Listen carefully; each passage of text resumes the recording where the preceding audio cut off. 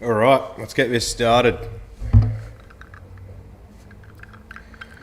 Hopefully the sound's not too bad. Alright, let's get this started. Ooh, I gotta turn this down. Hopefully the sound's not too bad. Alright, let's get this started.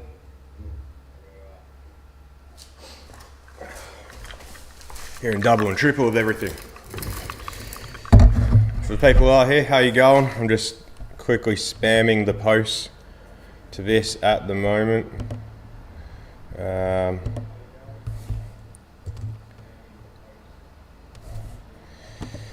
See if we can get some people across.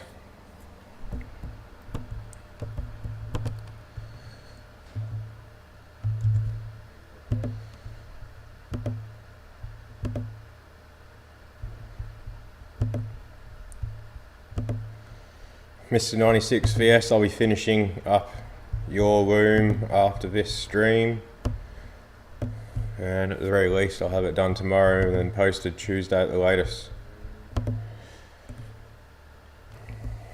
Hey Adam, drifts was awesome. Diff gears made all the difference that I needed. The car felt perfect, pretty much natural. Basically, it felt like I was in the VE. Just I didn't have to force it to spin the tyres. I could just keep my foot planted and it just kept spinning, which was pretty nice.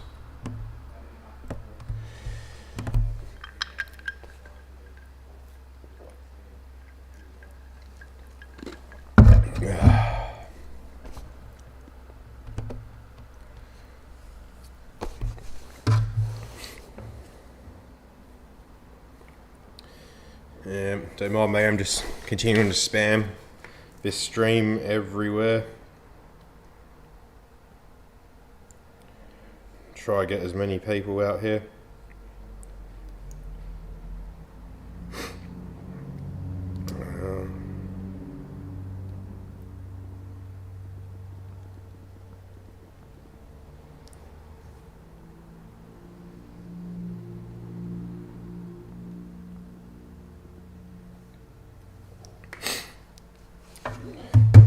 Yeah, Adam, can't complain. Have you dived into yours anymore? Have you basically just packed up and don't want anything else to do with it for the meantime?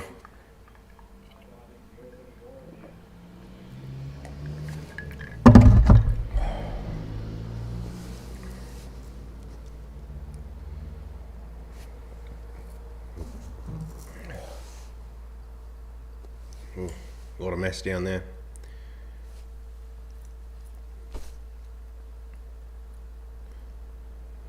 Oh yeah, fair enough. Hopefully they're all good. I guess the only other thing you could do is take the heads off, but that's too much effort. Nothing worse than taking the heads off in the car with the exhaust on.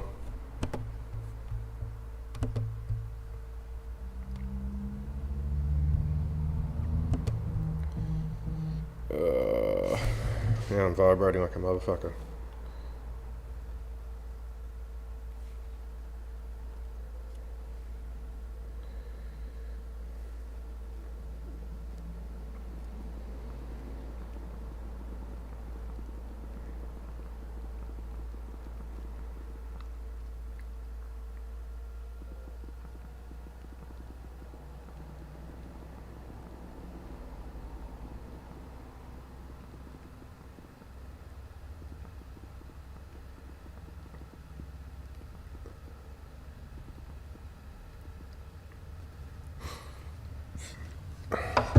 Alright. Hey Boosted Forerunner, how you going? Hey James. James, it's actually been a while since I've done a stream. I think close to 2 months. I've just had, what was it, Drift event last, R&R, which actually finished now at 5 PM, so there's no way I was going to make it to do a live stream, especially driving back home in the car. I wouldn't be able to see what you guys are commenting, so there was not much point. But yeah, and I had a drift event today, but we got back about 40 minutes ago, I want to say. So I rushed to unload the car, unload the trailer, get the laptop out of the bag of stuff I brought, set up, and go. The webcam up, microphone, make the stream and spam everything, get on here.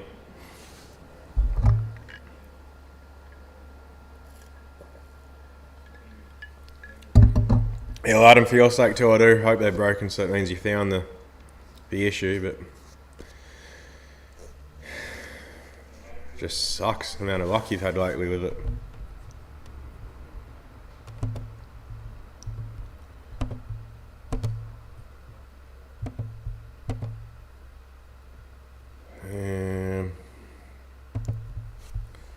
I think I got every single one. Let's have a gaze, see if there's any more groups that we can spam it to. Oh, Temp the Tab OV6 is one, but I'm pretty sure that needs approval. So it'll probably get approved after the stream's done.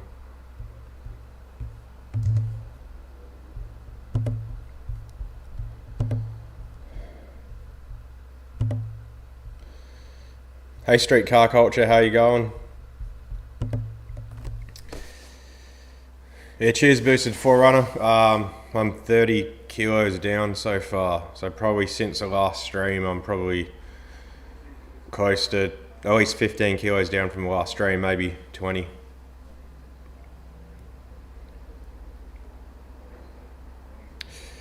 Yeah, James, it sounds like both of us have definitely been busy lately, just non-stop. But that's all right. It's been ages since I've gotten to go to events, so actually the last few R&Rs I've had 2 or 3 events each time, so it's been pretty good. I've enjoyed it, especially with the drift car and obviously finally doing stuff in EcoJet, but it's just good.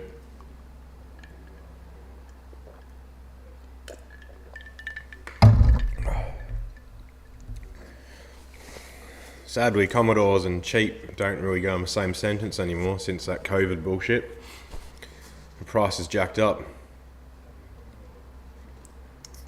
Yeah, cheers James, it's been great.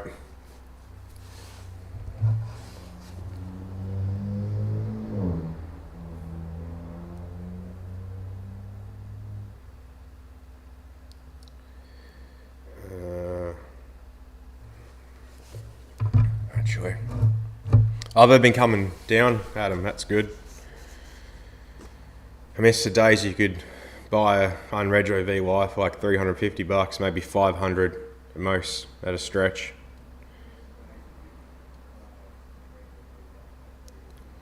Yeah, that's true. But then again, I guess for a car that will be manufactured in NZ, kind of makes sense in a way. Got one last group. I'll spam it too.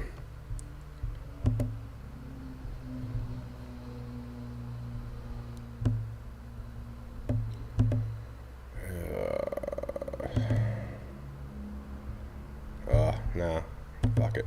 It's not worth it.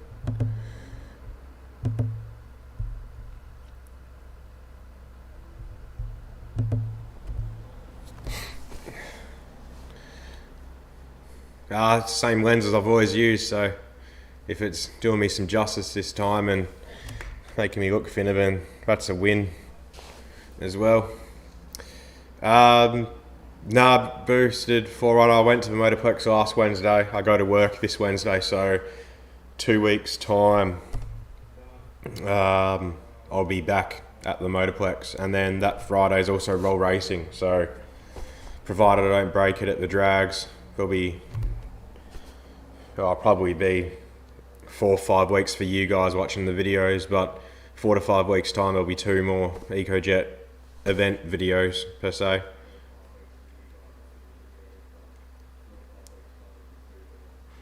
Oh, Adam, I remember R33 turbos being $3,500, like manuals, not even autos. And now, what are we going for? Like 18 grand, 20 grand for clapped out ones, which is just absolutely insane.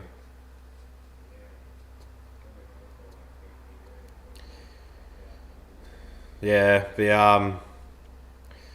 even though 67 ones are going up. 6K, you did pretty good to get that.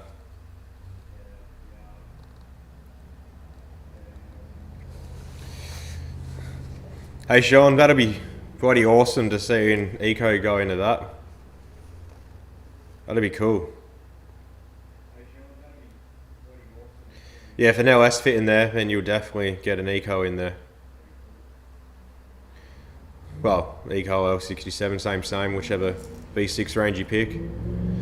I definitely reckon you'll get it in there. There's a guy who's done an L67 in one of the hatchback WRXs. I can't remember the year. It might be like a 2000 and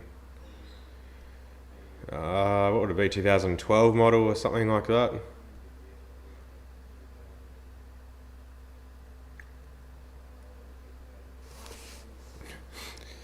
Yeah, James, when we're talking about 3 to 4 grand for an R33, that would have been 8, 9, 10 years ago, I reckon. I can't remember how old I was then. Yeah, 8 to 10 years ago. Yeah, well, boosted, it's, I guess when it comes down to like a mining town, there's always going to be tax and all that crap. Adam, do you mean in the rear? 3.7's in the diff, if that's what you're on about.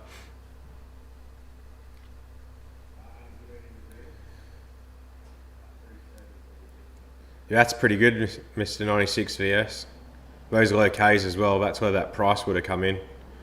All the others, but like 3 to 4 grand usually had 180, 200 and something thousand, so it adds up. Oh yeah, so James, you're 6 years younger than myself. So yeah, that makes sense then. If it was 8 years ago, yeah, that literally would have been maybe 3 to 4 years before you got your license.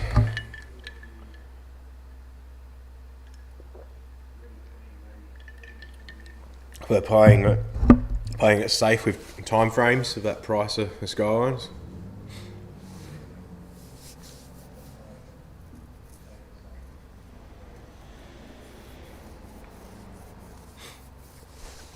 That's it.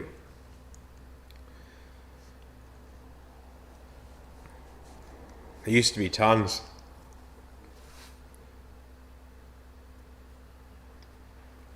But what do you call it? There used to be a lot of,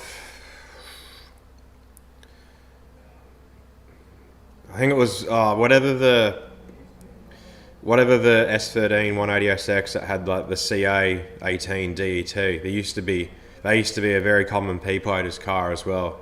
Like they were everywhere back then, at least here in WA.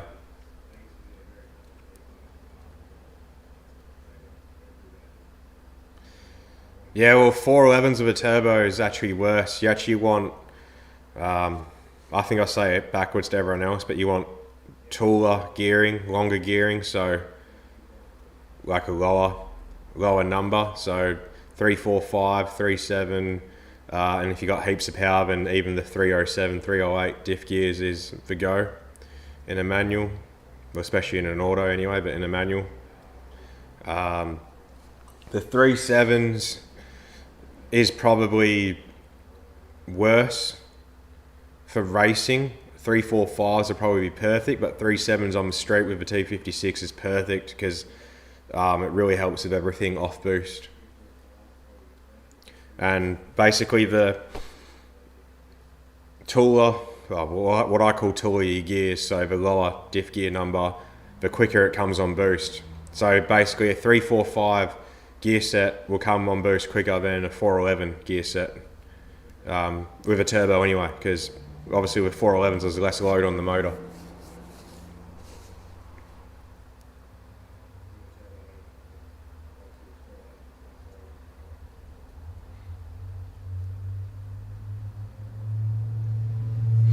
Yeah, fuel's gone insane now. It's basically $2 everywhere.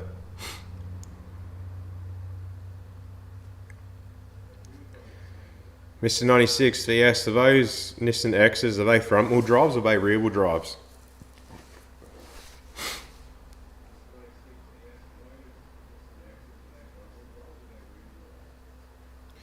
Yeah, diesel's stupid. Right. there's no oil in it. There's oil in petrol. So half understandable that price went up, but why diesel is it stupid? I think yesterday I filled up my N80 Hilux and it was $2.39 a litre. E85 is $2.49. It's stupid. I understand obviously you burn way more E85 than you do diesel, but it's just crazy. Front wheel drive and turbo. Yeah, as Adam said, torque steer for days.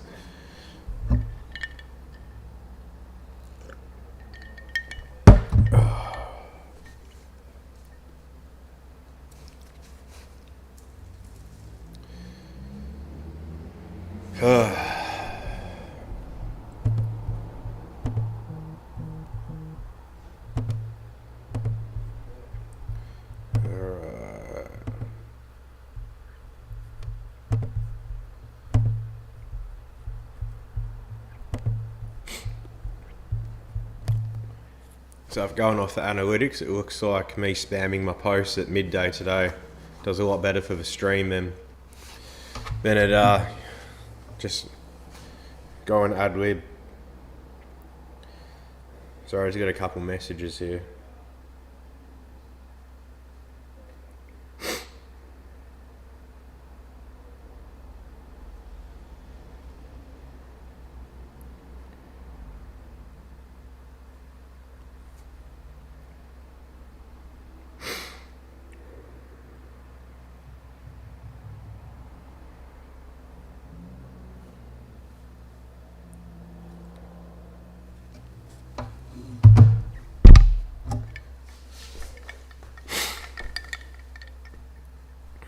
So, EcoJet at the moment, oh man, wait a sec, I need, to be able to say this, I need something.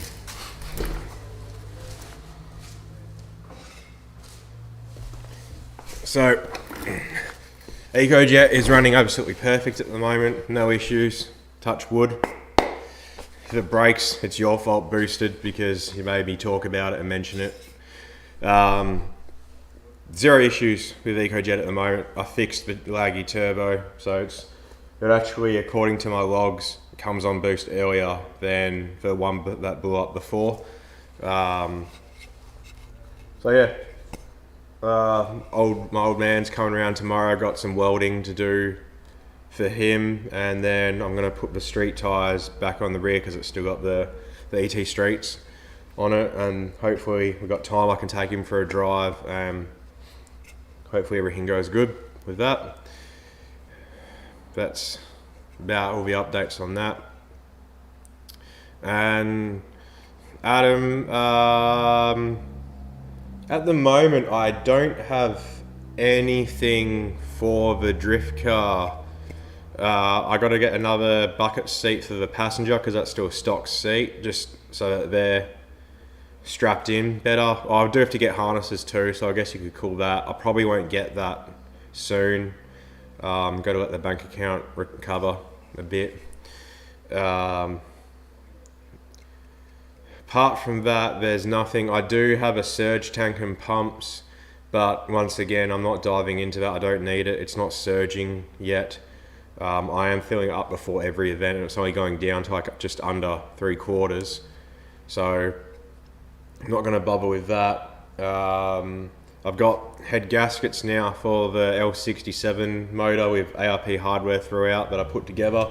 So either the next couple days, if I got time when I'm home, I'll get the heads on that.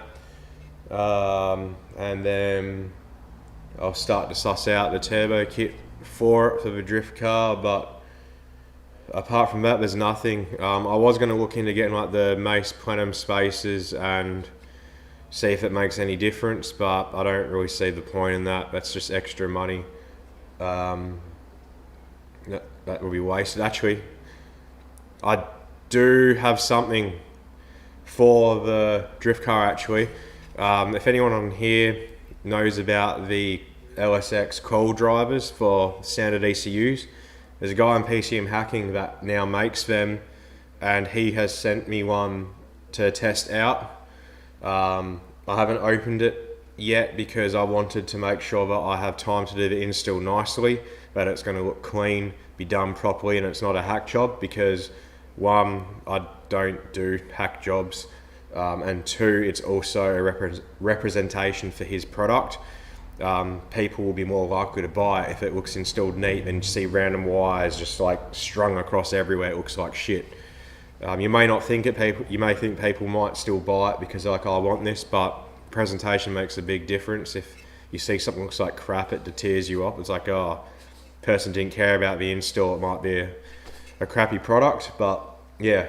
So the same thing. If I have time, I will wire that into the factory harness. I want to move the DFI plate either tucked away on the chassis rail or move it inside the cabin, so I can have the LSX coil driver box in there. But we'll see. The cool thing as well, which I'll be showing, is for this, it has an app that you use on your phone that connects to the box via Bluetooth, so you can actually set your rev limiter by the app. And also it has, obviously, like the old one, the previous guys used to make, has launch control. You can set your launch control settings by the app. You can manually do it by the box as well, but easier to do it on your phone because you can physically type it in. So that will probably be the next thing for the drift car. Hey Nitro, how you going? Hey Baz, how you going? Can't wait to see your car on the dyno, Baz, after all the hard work you've put in. It'll be good to see it. Yeah, Nitro, I definitely need some driver mods. It was a mixture of, I've always said it, drag racing isn't my forte. I've actually never been able to launch a car. One, because I'm scared to break it. And two, because I'm scared to break it. I've never tried properly, so I've never been able to dial it in. When I went to the drags, that was the first time that EcoJet, but I've actually gone to abuse the car. You know, it's one of the first times where it's actually been running flawlessly. Like the turbo wasn't laggy, had no oil leaks, no bolts came loose, no spark issues, no fueling issues. It was perfect. The last thing I wanted to do was go out there and then break it, whether I broke a diff, an axle, tail shaft, or something in the motor. So I had that in the back of my mind. I was like, I can actually enjoy the car, but it's not excuses. Like I said, I still don't know how to launch. Drag racing isn't my forte. I need practice, which was the main reason for it that I went. But I don't know if I put it in. I know the video is not finished being edited, so I don't know if I mentioned it, but anyway, there was 3 all downs in a row. So yeah, one guy blew his diff and still ran the entire length of the track, so there was diff oil everywhere. So that took literally, according to my time slips, there was 2.5 hours between runs for that being cleaned up. So his would have been like an hour and a half, and then they cleaned it up, let another car go, same lane, a car oiled down like half of the track, so they had to clean that up, and then it went again, and then like a Ford Focus or Fiesta, whatever, some little hatchback, blew up, rotted, and put oil on the track again. So it was literally 2.5 hours between my first run and my second run, and then I just snuck in a third run as well. So I didn't really get time to get comfortable, and I had issues with launch control, which I talk all about in the video that's coming out this Saturday actually. So keep your eye out for that. I can't remember now. I think I talk about it in depth about what happened.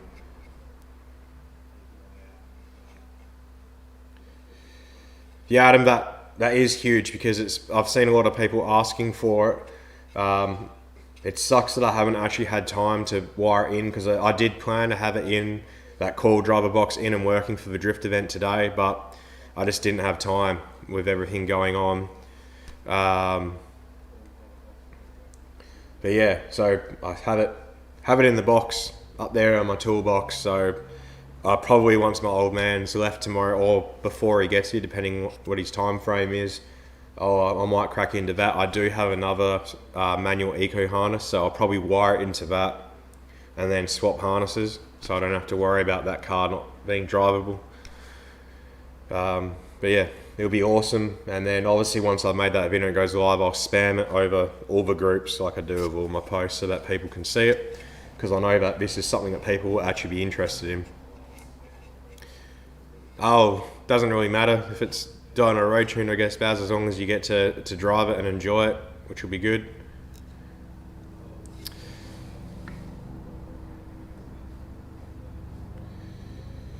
Mr. 96 VS, the Pulsar Turbo isn't actually any use to me. It's smaller than the turbo I have, so I'll just have even more back pressure issues. But if you're just going to stick with the 3582, post it up in all the groups in the marketplace, and even the Ford groups, you'll sell it pretty quickly. Hey Aaron, the amusing thing is I was actually considering taking my Ford down there, because it was actually Ford night at the Motorplex, which means they have different nights. So like one night might be like Ford night, one might be Holden night, one might be still bumper, one might be boosted, one boosted also includes nitrous as well. One's a 4B night and it's all half price entry. So surprisingly there wasn't that many Fords down there. It was pretty quiet. So I was actually hoping to get a fair few runs in. By runs I mean I was focusing on half track and launches. But yeah, I was considering taking my Ford there, but I didn't want to hurt that because it's got standard oil pump gears and a launch would probably destroy them. Mr. Wagoon, yeah Nick, it was great to see you. I think it's been like 5 years, probably more. I think it was, from memory, it's when I gave you those video files from our last drag session. Fuck, it'll be able to be more than 5 years. But yeah, it was good to catch up, man. Hopefully I see you down more at the Motorplex and events more often as well. Trip down memory lane for sure, that was.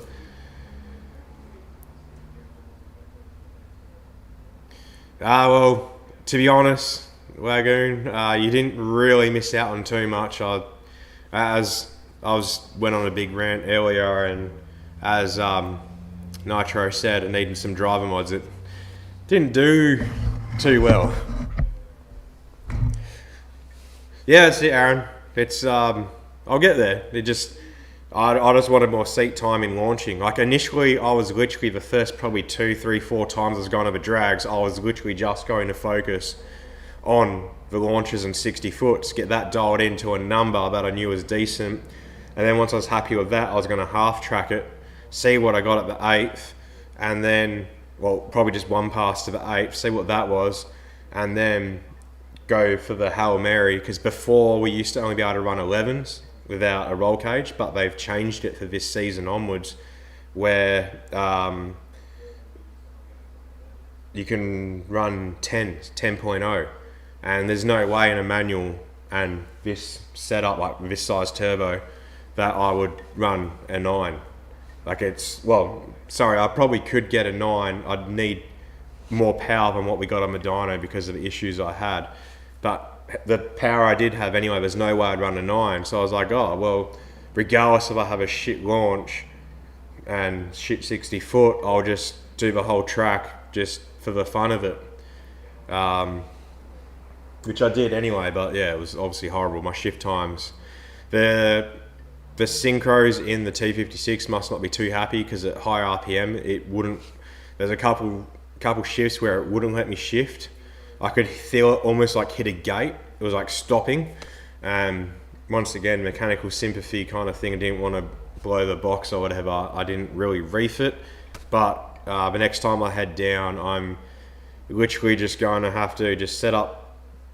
You'll find out why launch control wasn't working. I won't get into it in this live stream unless people are actually interested. But yeah, I was launching off my right foot, basically getting the throttle, and I was riding the clutch, and I think as I was riding the clutch, I released off the throttle a bit out of habit of sympathy. So it died down. I go over the logs in my video that comes out on Saturday, but basically I think it was like 4,500 I was launching at, and the RPM dropped down to 900 RPM, which you can see in the, I've put the video up of it on the build page and on my other YouTube channel. and TikTok as well. You see it really die down. But yeah, it has nothing to do with the car. The car has it in it. It was just me. I personally didn't have it in it, but yeah, just need time. So hopefully not next Wednesday, but the Wednesday when I'm back and I head down there, I can get a bit more comfortable in it. You know, it's a new camshaft, new heads, new turbo, new clutch. Everything's different. You know what, where I need to release the clutch, well, how I need to release the clutch, whether I can dump it, whether I can ride it, what RPM I need to do it at, etc., etc. But yeah.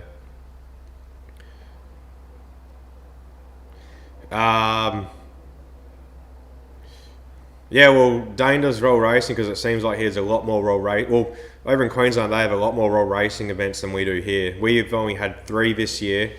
One was the first one I did. The second one is my next R&R, but that's limited numbers, and they're capping it at 60 people, but they're charging $160 per person. Usually, well, $160 per car. Usually it's $60 per car. So I was like, I'm not doing that. But our local drag strip is hosting roll racing now, and that's on the Friday. So I'm going to go to that. Hopefully the pin doesn't get pulled on that, which I think insurance reasons would be the only thing why. But yeah, that's why Dane does roll racing a lot, and he seems to like his 8th mile. I don't think he's managed to get down to a full quarter yet, which sucks because his car's pulled apart.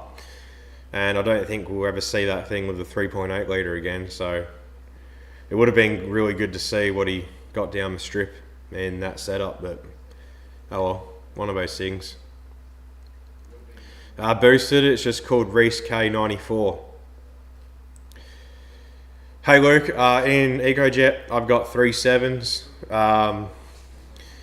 which for roll racing is fine. For the drag strip, well, I was literally clicking 4th, maybe 50 metres before the end of the track, but my limiter was only 7.3 because we ran out of dyno speed on the dyno. Hopefully next time I go to the dyno, I can tell Justin that I don't want to do it on his dyno to get him to book a hub dyno, because we'll get him wheel spin a lot. So we didn't get not that I really care about the true figure. Obviously it's cool to get a pretty dyno sheet that says you got X amount, but the real reason I take it there so that I can beat on it. Just that the tune's good. Oh, great, now we got all the spam. But at the drag strip, yeah, I was going to 4th. I was going to 4th gear, right at the like at 50 meters before the finish line. So once I get my limiter moved to 7.6, where it's spec'd for with the cam and the heads, then I should actually be finishing the drag strip in 3rd gear, which will be really good. Roll racing, it's fine. Just 2nd to 3rd, and I'm across the line in 3rd, so it's no issues. Adam, you should have seen quite a fair few live streams before. It would just happen, all different pages. It will probably rock up again throughout the whole thing. But yeah, I don't know if I already answered that, Luke, but yeah, 4th gear's 1-to-1 in the T56.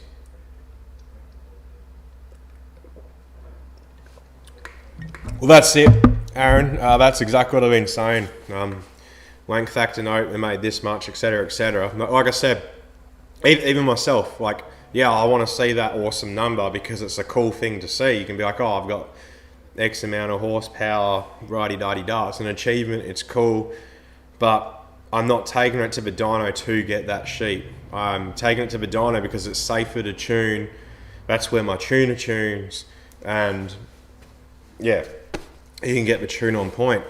Once I fixed the turbo, I took it on the street and I was doing 4th gear pulls to dial the boosting, because obviously with the turbo compressor cover not leaking, the boost control was completely out of it. And then obviously with it coming on earlier, I had to double check the fueling and timing that they were safe, because instead of it hitting full boost at 5.6, it was hitting boost at 4.2. That's a very different section of the map. And obviously, before for 26 PSI, it was 90% duty cycle in the boost controller, and then now it was 35% duty cycle with the comp cover fixed. So I was doing, I think when I pulled up my logs, which I might show that in the drag racing video, I'm not sure, but anyway, there was about 10 hits in fourth gear from like 2,600 RPM till limiter. And it got hairy, very hairy, very quickly on street tyres, at least anyway. So yeah, that's not something I want to be street tuning all the time. In saying that though, there's a company that's it's probably the closest dyno to myself. I've had a chat to him. He's actually happy to dry hire his dyno out to me. Same thing, it's a roller, so it will probably spin, but when I do customer cars, because I actually have one coming up this Christmas break that I'll be wiring a Haltech into, piggybacking into, and then I'll be tuning. That's a L67 air-to-air combo. So I'll obviously get it running here in the garage, and obviously revving it, making sure that the throttle response is all good. Then we'll go for a drive on the street. I'll get the cruising and everything dialed in on the street, because that's fine. And then when we go to full power runs, then I'll hire that dyno and we can do that so it's safe. Luke, so we maxed out the boost controller at 90% duty cycle. We had to stop. It made 628 with wheel spin. Justin at BYE said other cars that have got wheel spin that spun up 600 to 620-ish, so like the ballpark where mine was, when he's taken them straight to a hub dyno the next day or that day, a couple of days later, whatever, and spun them up the exact same tune, they've gone 700 plus. So the official number is 628. The unofficial number is, in theory, it should be 700 plus on 26 PSI with this setup. But yeah. Aaron, I wish it made a million, but it actually made pretty pathetic power. Baz, I'm actually not too sure if his is ported or not. It's oh man, I forgot his last name now. Give me 2 secs, I'm gonna search it up. I've had too much on. If he's watching this, he's gonna hate life. Daniel La Rosa. He's got the red VX. So he's one of the guys who put that Planet Parts elbow on. I think he was making a lot of posts. He's doing pretty well on TikTok with his car, but it's his car, so I'll be wiring in a Haltech 750 into that, and then then tuning it. Well, so far the plan is he wants me to tune it, so obviously that could change. He could get me to wire it in him, and he could find a actual tuner who owns their own shop and dyno, which is completely fine. But at this point, yeah, I'm wiring in the Haltech and tuning it. So that'll be pretty cool. Hopefully I'll film. I might film the Haltech install, maybe not. Might be something I just smash out and get done. But it'll be cool to film getting it tuned anyway. So I'll at least film getting it started here, dialing in everything, making it like rev nice. Oh, I think it's lagging. Getting it to rev nice and everything like that, and then the street driving. So the way we'll do that is I'll get him to drive, I'll be on the laptop, because there's no point me driving and then having to stop, look at logs, so I can do it real time, just get him to drive normally. And then once that's all good, we'll do a couple power hits, then we'll take it to the dyno, and then I'll set up my GoPros as per usual and possibly ask him to hold a camera and film as well. Yeah, I'll have a chat to him actually and see if it is ported, but I'm not too sure if it's in his budget to get things ported, but I'll have a chat to him, and if it's something he's into, I know exactly who I'll be telling him to send it to.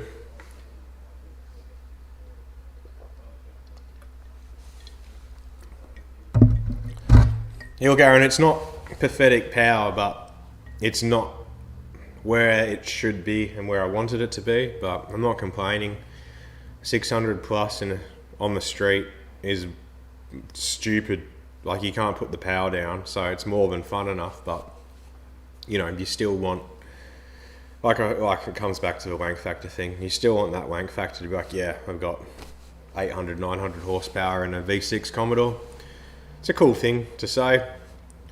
People hear that. Well, people still hear the power that I tell them at this, mate, and they're like, that's insane. And I'm like, well, it is, but it's actually pretty pathetic, and it's actually one of the lower horsepower turbo Ecotechs. And then when it comes to the drag strip, it's one of the slowest out there for the drag strip. I ran quicker times in a stock motor and a stock gearbox. I think I state in the drag racing video what it ran, but yeah.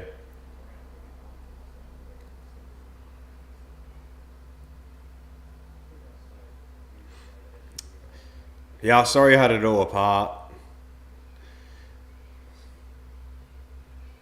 He said he wasn't working. Oh, he's on a budget, yeah. I'll have a chat to him anyway. But yeah, I think going the Haltech, and he bought a Powertune digital dash as well. I'm pretty sure that blew his budget out. Oh, and I got him to get a WB1 wideband because he didn't have a wideband at all, and can't tune it without a wideband in it. Plus, it should be good because at least I can turn O2 control on. So, the more he drives it, the more economic it's going to be cruising, which is good. And then any fueling errors on the dyno, per se, it'll keep it in. Yeah, he did spend a fair bit of coin, so he had enough of trying to get hold of Al Gibbs and some of the issues, so he wanted to do that. And I'll give him a rundown of what to look at as well, so that he, in the future, he can download logs, look at things and change things to suit. And at the very least, he can take a log, send it to me, I can go over it and then change his tune file and send it back to him, or he can take a log, send it to any tuner he wants, and same thing. But it's handy. Well, Aaron, over East Queensland, New South Wales and Victoria, there's actually heaps that have turbo Ecotechs. There's quite a fair few that don't post a lot on social media. To be honest, I think out of everyone on social media, I think I post the most, which probably annoys a lot of people, but I just do it because one, obviously I'm trying to grow the YouTube channel. Two, because the people that want to see stuff about it gives them a chance to see stuff about it. Three, it advertises our platform and hopefully gets more people into the scene or gets them interested into it and planning to do it. And four, I get bored as fuck at work. So usually when I spam shit, it's when I'm at work. When I'm at home, I'm busy working on cars or doing things, so I don't really do too much of that. But yeah, there is a lot that do this, but obviously, like you said, a lot more do 2Js, Barras, RBs, LSs. Because they're tried and true products, and to get an eco to match that or beat it, it's a lot of money, a lot of work.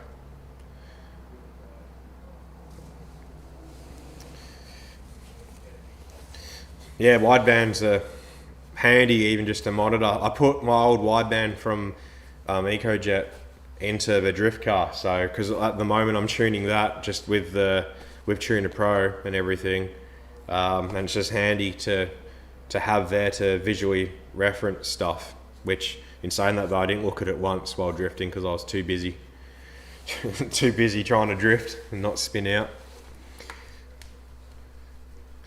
Yeah, it doesn't surprise me, Baz. Budgets seem to blow out very, very quickly with car builds. It's one of those things like you do something and you're like, this is awesome. And then you think about what you spent to get there and you're just like, why? Why did I do this?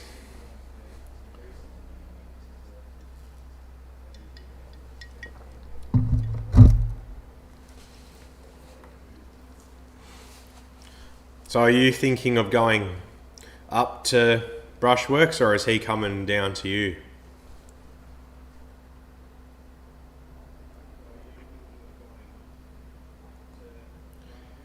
A VQ of a WRX scoop.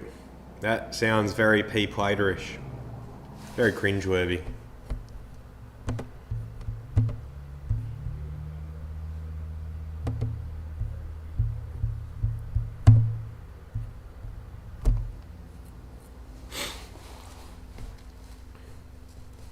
Also, from today's event, the drift video shouldn't be that long, hopefully. The one that just came out, it was over an hour long because basically the sessions out there were 15 minutes, and I think I basically went out there for the whole 15 minutes, and I was so busy with everything else, I just literally just got the whole GoPro video, just put it in the video editor and the next one, and then just added them all together.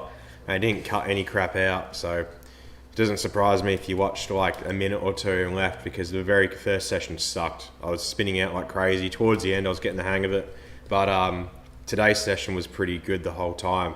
One of the times I went out, I was trying different entries, like I won't really explain it, but different entries, and I just couldn't get the hang of it just yet, but everything else apart from that was on point. So this one I might sit down and edit and just I was pretty much doing just runs the whole time, but I was out there for like 6 to 8 minutes, so it will be little clips of 6 to 8 minutes. It might be like a 30-40 minute video, but hopefully it should be a lot more entertaining to watch because there's decent drifting. And this time my misso was outside the car, mainly up the top filming, so a lot of her videos as well I cut down to the good run, so you actually get to see some outside footage as well to get some reference. So hopefully that video will be a bit better.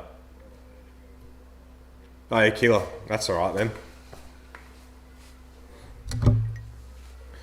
Is he just tuning now? Because I think I remember seeing a post that he was downsizing in the shop. I'm not sure if he owned that shop or was just hiring part of it or what the goal was, but is he mainly just tuning now rather than like engine work or builds? Cheers, cheddar cheese. Yeah, look, like I was saying, I know some people hate it and hate me spamming stuff, and a lot of people dislike me because I'm just brutally upfront and honest on comments and posts. And usually all the things people see me is just bagging shit out, but that stuff is stuff that people ask the same questions time and time again. The question's asked every single day, multiple times. They don't search stuff. A lot of the times they ask a question and I literally Google their question, the answer comes up, I copy it and paste it. And other times I post the link to it, and it's like, it's the Google search and the link's right there. Like, people are just too lazy to do it themselves, and it's just the same questions day in, day out. You guys should see my message requests on Facebook. It's insane. There's over 500 there I get like 20 plus a day of people asking stupid questions of just shit that they could have found online. And if people are genuine, I don't mind helping them out. But when it's stupid questions for people that I can tell will never spend the money or never do things right, they're dreamers, it's just not worth it. And I think that's what a lot of people mostly see in my posts online, is me bagging those people out or just telling them it's wrong or they've got no idea or it's shit or whatever. And then, yeah, they get more annoyed that I post shit. But I do it for the people that are actually interested, want to see some footage. But I guess the best way that I can explain it is, I don't know if you guys have seen Boosted Built Garage. He was probably the very first main guy to post V6 turbo stuff. Like, I used to watch his videos all the time and be like, this is awesome, a V6 Commodore with a turbo. Like, there wasn't many turbo LSs, so it was just even the fact a turbo Commodore. You know, this is when I had my P plates, L plates, possibly even before that, and before I even had bought my turbo, because I bought this already turboed, but before I had that. And then when I bought it, I think it was like a year later, then I found Cornfed's channel, and then I started watching that, and it was awesome because it was all turbo Ecotech footage, and I thought, well, I'll start my own because it's something for me to do, and Cornfeds went really well. Boosted Built Garage has kind of died down. He's obviously got he had that Forester, and then now he's doing that Hilux. So I was like, well, it's open for it, so I thought I'll give it a go. But it's one of the main reasons I did it. I was like, well, I was really inspired by it and I thought it was awesome. So I was like, sure, if I did it, some people would be interested. So that's kind of a theory as well of me spamming shit everywhere.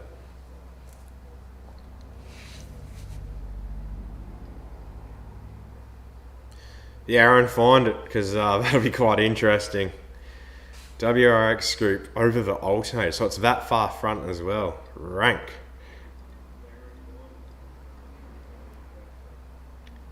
Oh, killer Baz. Is he also putting his dyno in his shed, or is he just really going to do street tunes and then dry hire out companies' dynos? Yeah, those people are definitely spoon fed.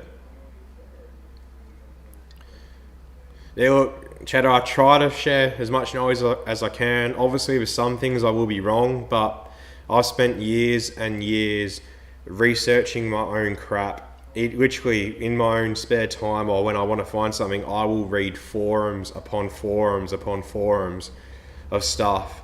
And then on Facebook, every time someone asks a question that tweaks my interest or something like that, or even if I think I know the answer, I will go through the comments and see what people have answered so I can learn. And then I guess it's a full circle. Like, I've spent my time learning stuff, and then if they're genuine people that want to learn, I will help them to understand and learn things themselves. So it's kind of full circle in that sense.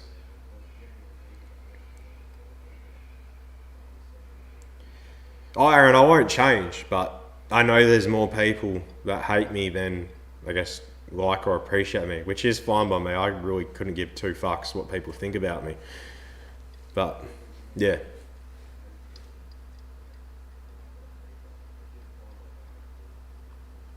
Yes, I agree there, Nitro. Some questions do get answered like that, but yeah, I guess I don't really. I guess I haven't seen too many of them, but those ones that are like that, I do try my best to answer.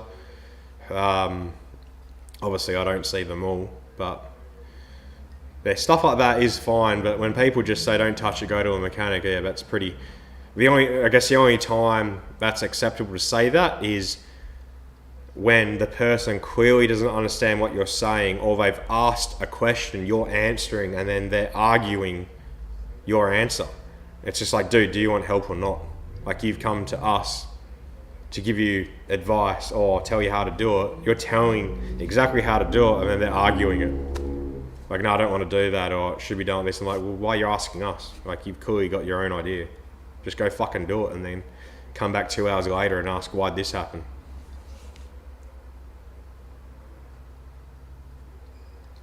Oh, hey, how's that dyno? That's alright then. Yeah, that's it, Baz. That's literally that. Obviously not 20 odd years. I wish I had that amount of time under me to learn stuff. But that's one of the best ways. I can't think of I guess in a sense you could say be proactive about finding out.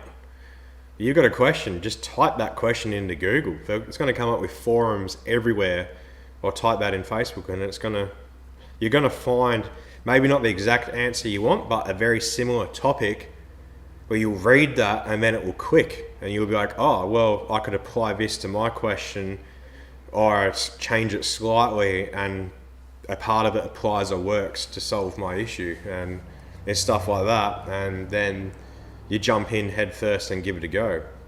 That's everything I do mechanically now.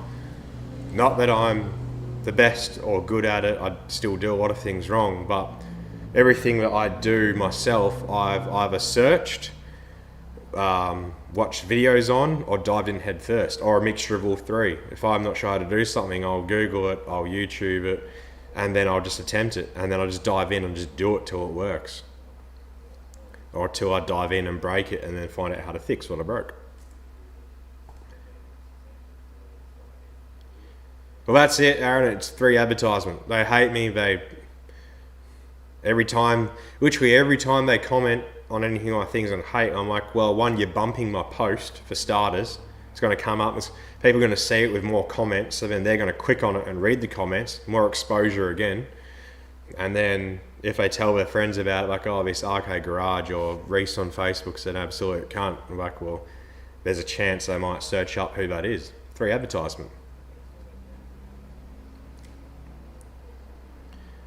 Oh, that's it, Baz.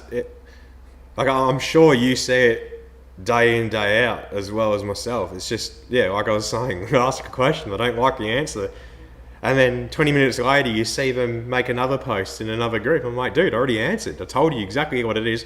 3 other people answered exactly what I did, or I answered exactly what 3 other people did as well. And you're not listening. It's just like, fuck. Like, dude, just because you don't want to spend money or you don't want to do it right, it's like, doesn't mean. And then you get a hack job answer the answer he wants to do, and then suddenly you see their car for sale not running or wrong or blown up. Like, yeah, you're a fucking idiot. You just didn't listen.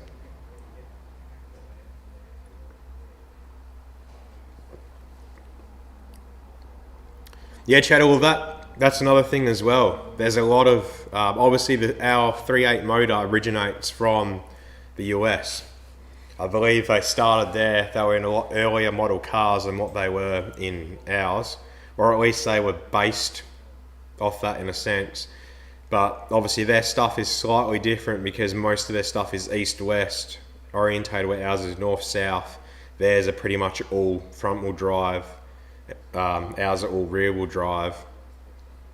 But yeah, they've got a lot of pages and they're pretty helpful with previous posts as well.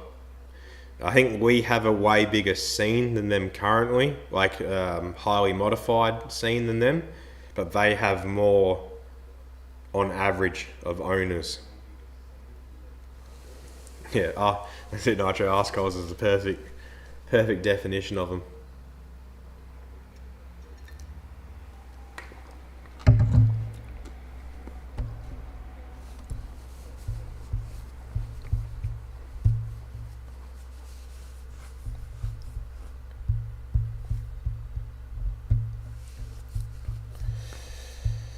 Where's your car at now, Nitro? I think it's been, well, since my last stream, probably since we talked about it, because I know you got it running. I can't remember what you did after you got it running. But yeah, where you're at with that. Tweezy Baz, cheers for jumping on the stream. Enjoy the rest of your night, and hope you have a good week. Don't work too hard.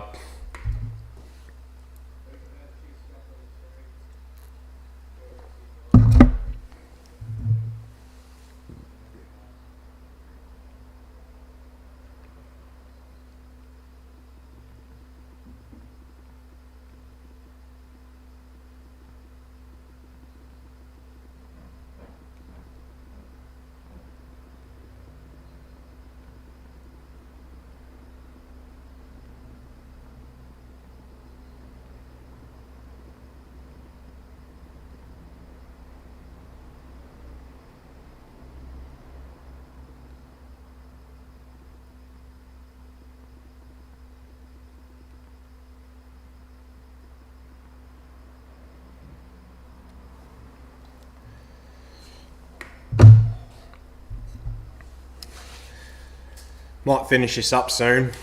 We were around 20 viewers 10 minutes ago, down to 11, so obviously people are getting sick of my shit. And plus I'll let everyone enjoy their Sunday night. Plus I've still got to unload the Hilux too, actually.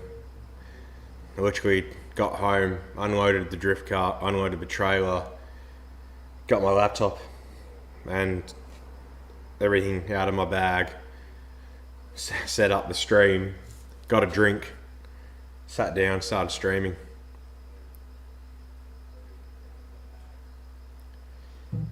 Yeah, Aaron, those Buick GNXs are actually a completely different motor, completely different heads. Those motors and heads are the real deal. Those are actually insane. So yeah. Oh, that's not good, Nitro. Hopefully you get better. Actually, were you on Cornfed's stream on Friday? I was floating in between watching, typing on that. And I can't remember what I was doing. I was doing something in here. I can't remember exactly. I was working on something, but did I see that you said you had to move as well? Because I think I remember you saying in a previous stream, whether it was mine or Cornfed's, I can't remember, that you had a decent garage. Does that mean that you've lost that? Was because that'd suck. It looked like from the photos I've seen, it looked like you had a pretty good setup.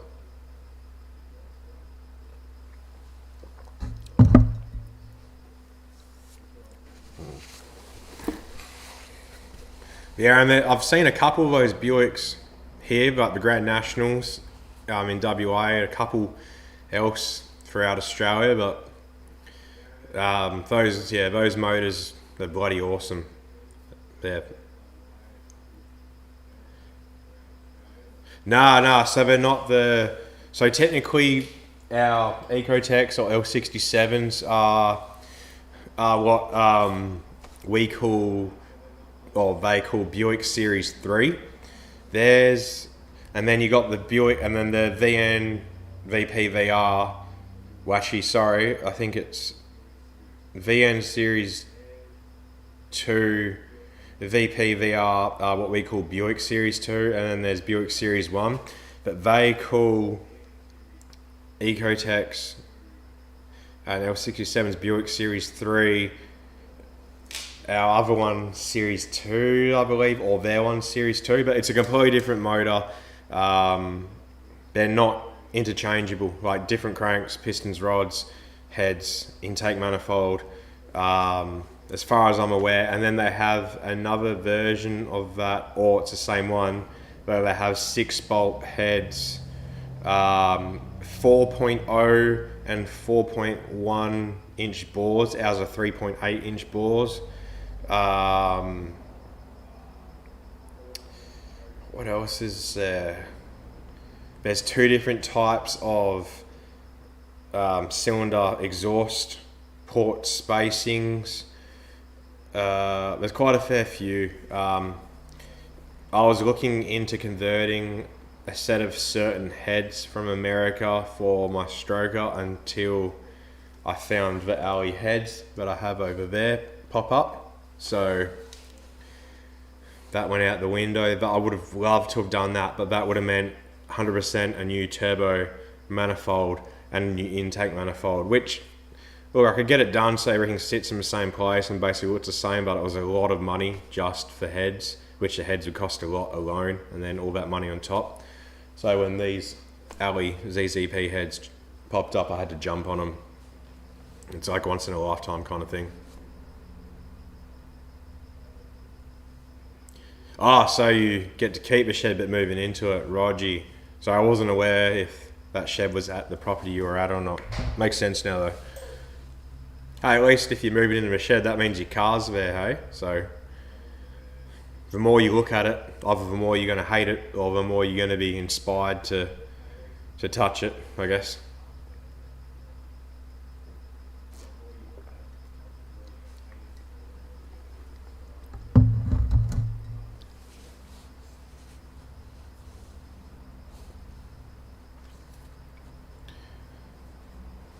Well, Cornfed must be busy working tonight. I was hoping to catch him on the stream, but in saying that, I've kind of missed quite a fair few of his streams.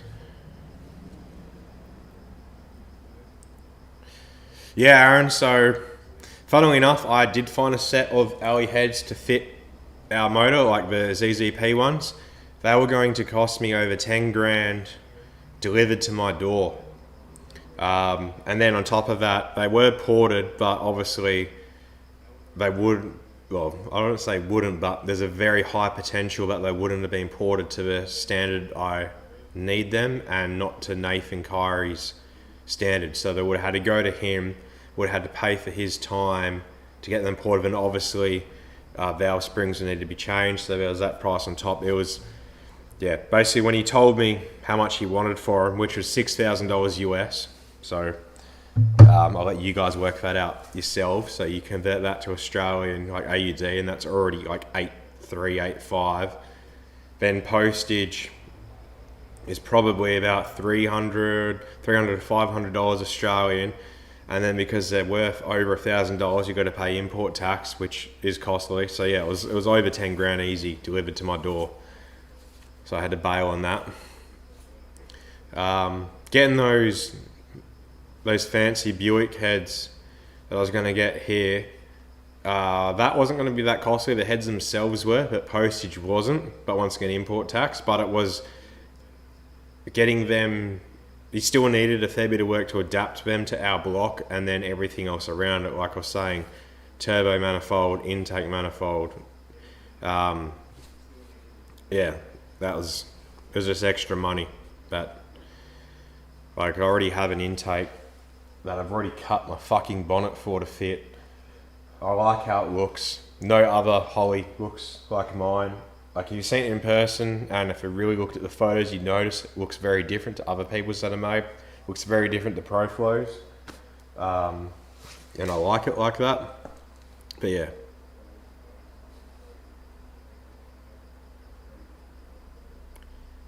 Really, 6,000 USD's 9.3 now. Jeez, lucky I didn't. Well, I guess it doesn't make a difference, but when I was looking at it, yeah, it was like 8.2, 8.3, 8.5 or something.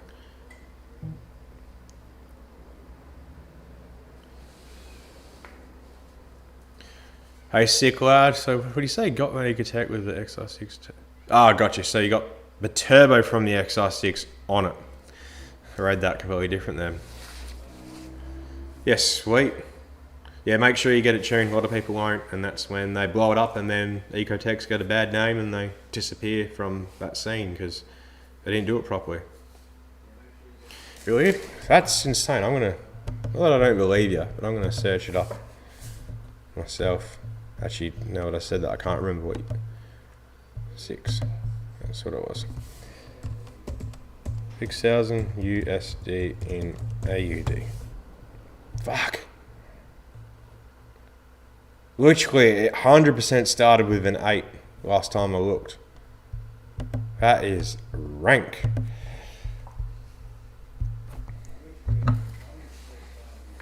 Means our dollars have dropped heaps. You want to do an Allotech now? You don't see too many of them. We've got a couple in WA. There's a couple stockers making over 500, but nothing massive. I haven't seen anything with an LFX. I think there's like 1 or 2 over east from me, or South Australia, I can't remember.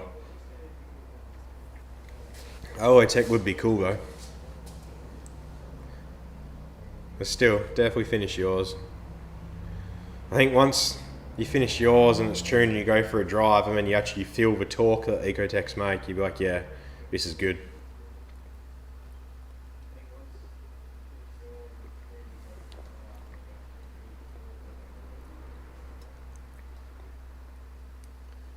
Speaking of which, if anyone on here is doing the old Ecotech build and you need some parts, let me know, because I've actually got a fair few parts and performance parts that I haven't posted yet that I need to get rid of. It's just taking up space and I need some money. So let me help you help me, I guess. Oh, we're going down in viewers now. So yeah, I think I'll end this pretty soon. I guess there's not too many different people commenting at the moment, but I've got basically all of December off. If I have time, if I'm not busy doing other stuff, would you guys want to keep seeing the weekly videos, or did you want me to smash out a few videos so it's like twice a week, or even some half-assed almost daily or second daily videos? Because there's probably a lot I'm doing. It might not all be drift car or Ecotech or kind of that stuff related, but you know, I might be modifying a trailer a bit, I might be doing a little thing on this, a little bit thing on the drift car. The Misso's car will hopefully be getting started and ran then, so there's all that.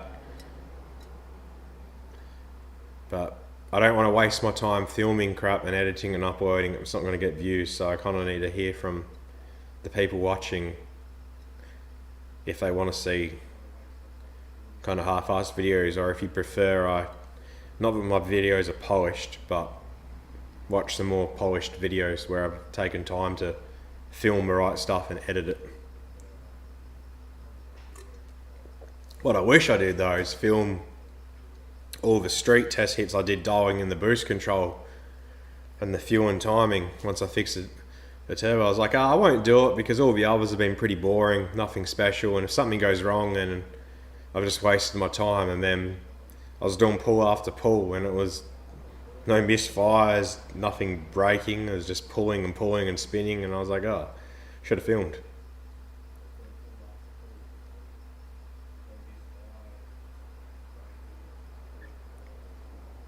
Yeah, there's definitely no hardcore Alotech builds, that's for sure.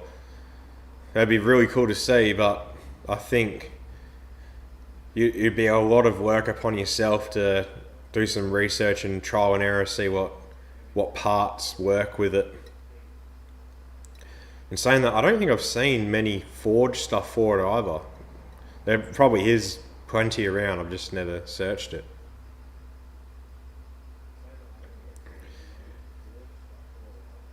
Cheers, cheddar cheese. I'll take that in consideration. Once again, like I said, it's not that it will happen. It's just if I'm doing something that I can film, then I might.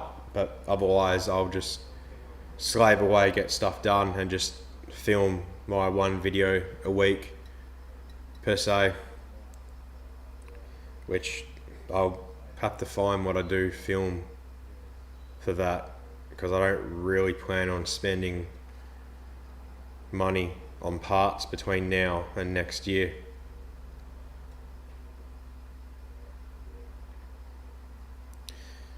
They do, but they're mainly their commuter cars. I don't really see the Allotex be done in a performance scene kind of thing over there. But then again, that's just what I personally seen. Other people see different crap, search different crap, so correct me if I'm wrong, but the performance side of Allotex is pretty minuscule.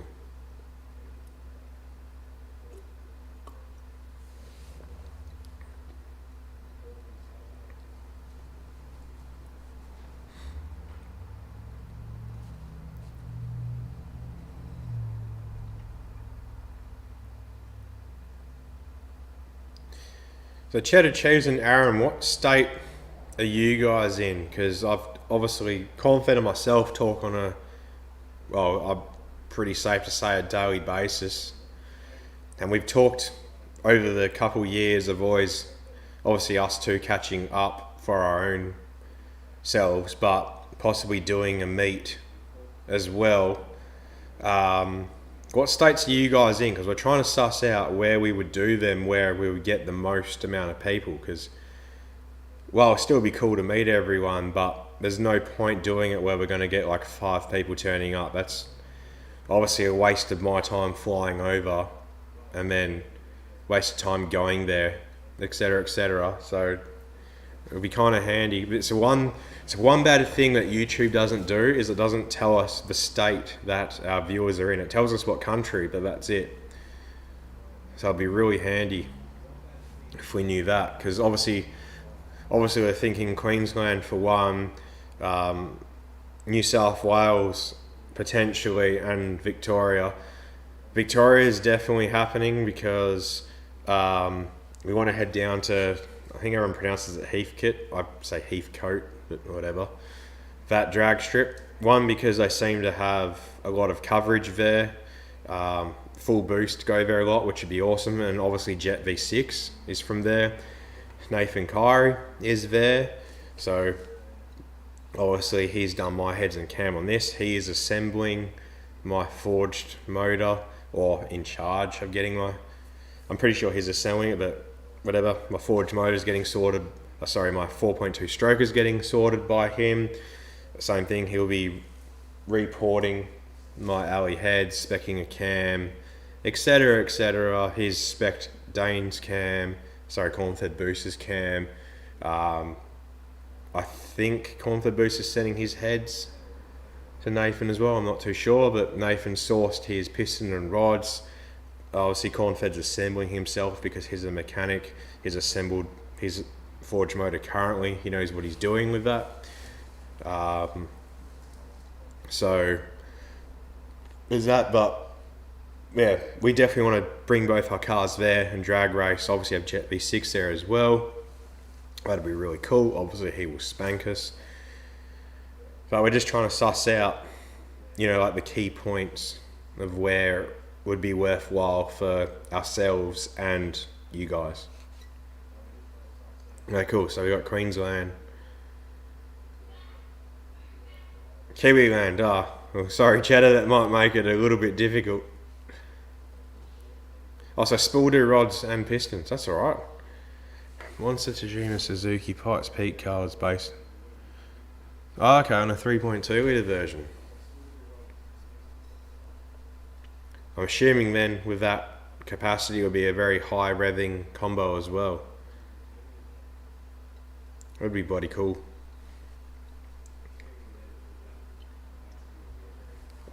Then obviously going back to that, obviously me being WA based, I'd love to do a WA meet, but there's just not enough here. One, not enough, I guess, serious enough people in the L67 and Turbo Ecotech scene, and then there isn't enough people with, 100% not enough with Turbo Ecotechs here. And the L67s are just basically your P-platers that have bought a supercharged V6 and slap an exhaust on it and a pod filter. And then whatever smallest pulley they find, they put on it and think they're sick cunts. But I think WA is almost a write-off for that because there's just not enough. And I think Northern Territory and South Australia too. But yeah, I think the three main ones would be Queensland, New South Wales and Victoria.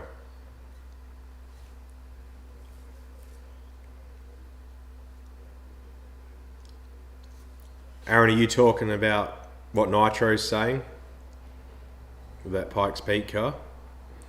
So then if it was a 2.8 Saab V6, you're saying it was stroked to 3.2.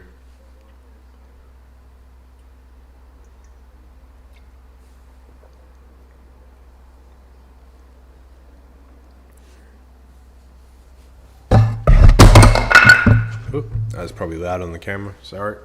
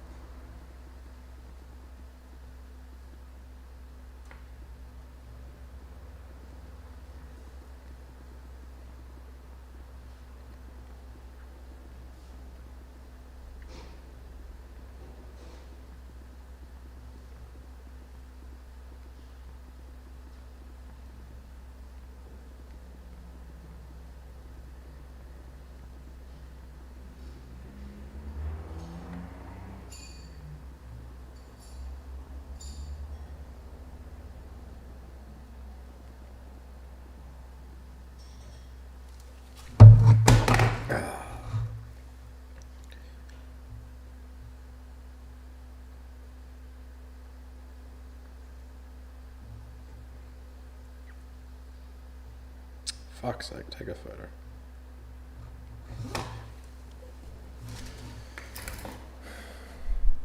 Hey Jade, I don't think I've seen you comment yet on this stream, or if I did, sorry, I apologise for missing it. It also doesn't matter if your car's not done, like you don't have to come down in a Ecotech L67, it's more so of a fact of, well, obviously if yours is done and you want to bring it down, cool, but it's more of a fact of just setting up like a meet point, or if it was an event, we go to an event and then just catch up with everyone and say hello and just talk shit and just pray that no one throws fists.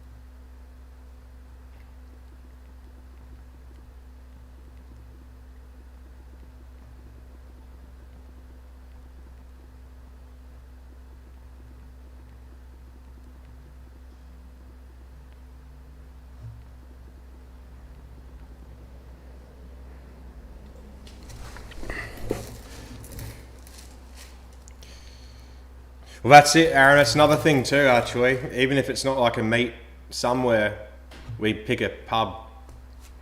All meet there. Because I guess the meet could be like the car park. You know, you see if people bring their cars per se, check out the cars in the car park, walk into the pub, get a feed, have some beer, or if you're not a beer drinker, drink whatever the fuck pussy drink you drink. The men can drink beer. And then, get onto it. Have a good chat, meet up with everyone. I had a GM owned sub. So it's a global engine for Saab, Suzuki, Holden, Chev, Opel and Vauxhall. That's cool to know, actually. I had no idea that GM owned Saab and Suzuki. That had definitely opened a big window for that.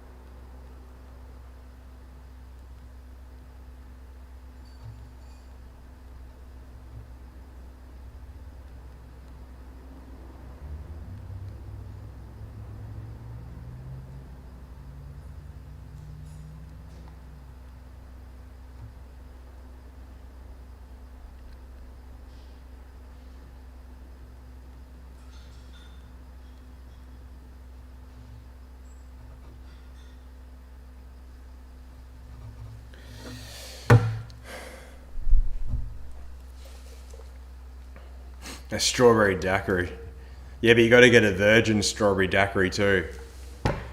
You got to get that cherry on top, So it's like, oh, you got this, but it's not even alcoholic. That's the real point.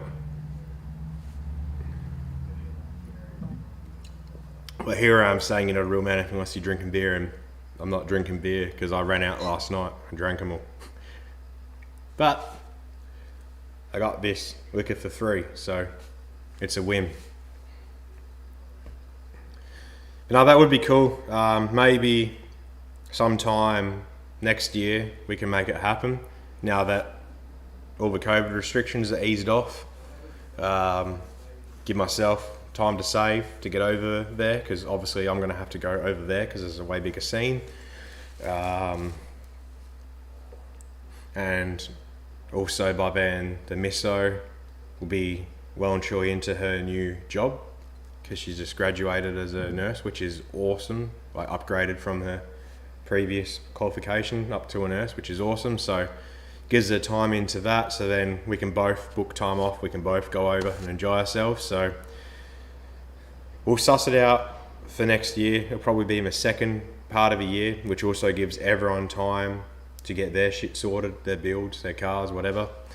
And get Dane and myself time. Hopefully both of us will have strokers. If that's the case, obviously he will bring his to that. I'll obviously be working on it. And if mine's done, and his are done, I might get mine shipped or transported over and then take it from state to state.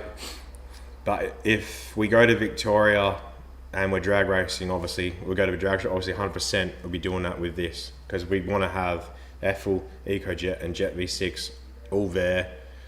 The three main, I don't want to say big hitters because mine's nowhere near that, but the big hitters, because there will be strokers or custom cranks, etc. And all be Nathan Kyrie spec'd too. And obviously finally get to meet Nathan, which would be awesome. Which he has mentioned that once, if I finally managed to pull my ass into gear and get this dialed in, he said he'd be keen to come over here and see the car in person and see it be done. But yeah, I plan to go over there anyway, so whatever happens, happens.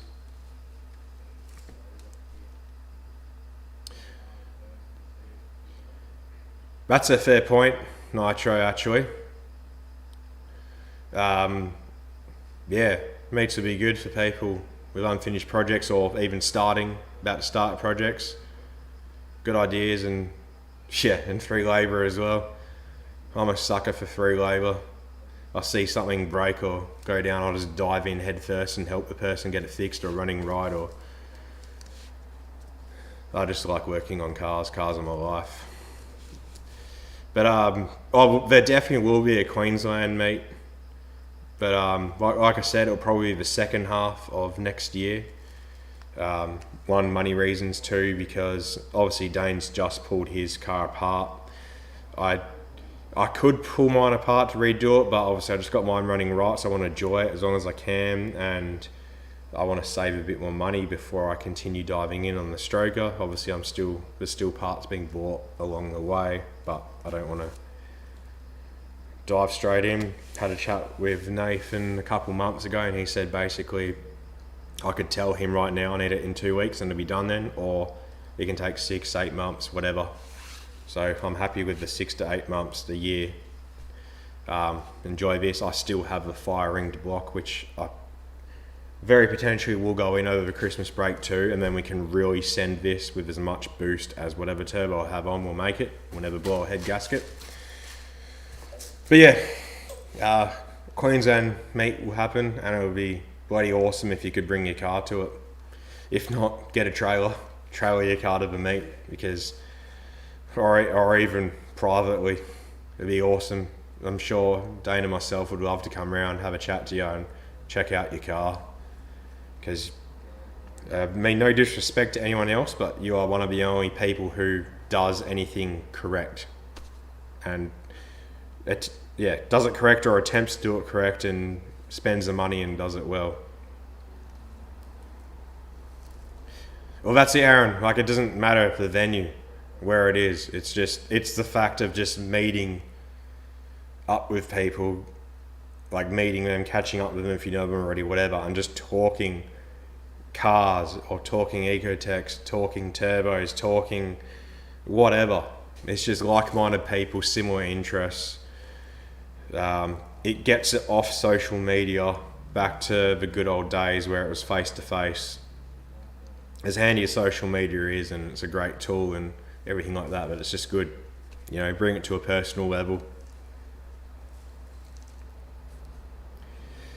So Aaron, 100% this will end up auto, but what I'm fighting with is when it goes auto. It will never be auto as a 3.8, but with the stroker, it's either going T400 or Power Glide. Now there's two reasons, right? T400, because a T400 drag racing is 100%, in my opinion, and also my tuner's opinion, 100% better, because with a V6 that obviously doesn't make as much torque down low, is way better getting out of a hole, off the line, being that shorter ratio gear. If I went Power Glide, it would be because I went a stupid sized turbo to make all the power where it needs NOS. A NOS on Power Glide would be much better on the motor than it would be with a T400, where obviously a T400 will rev up a lot quicker, NOS will help it rev up a lot quicker. That's a lot of stress very quickly on it compared to a Power Glide. But I also wouldn't mind having the T56 on the stroker so I can enjoy it, being a manual. If I want to enter drifting per se, just experience that and then go to it. So it's hard to say when it goes stroker, I'll auto it then, or I will get it running, like of the run-in tune and everything with the manual, and then go to auto, like save up and get the auto done through them. But the also factor is the cost of T56s, right? Back when it was a $700 gearbox, which I used to be when I T56 this, I wouldn't have cared. I'd put it on the stroker, I'd run it till it blew while I'd already been building an auto, so it was there ready. But at the moment, here in WA, T56s sell for $2,500 to $3,000. So I could very easily keep it T56 and run it till it blew, but then I've just lost myself $2,500 to $3,000. Because I've just blown a gearbox that I could have sold. Or, which probably won't happen, but another idea is that the T56, the clutch and everything could go into the drift car for when that's turboed, and then that's obviously a more reliable gearbox and clutch than the Getrag setup. Obviously, the money side of it is where I'd be going. I'd rather sell it and get the money, because I could sell that clutch for $1,500 all day, every day, 2.5 to 3 grand for the box. It's 4.5 grand there to go towards getting the box built. But anyway, as a 3.8, it's going to stay T56.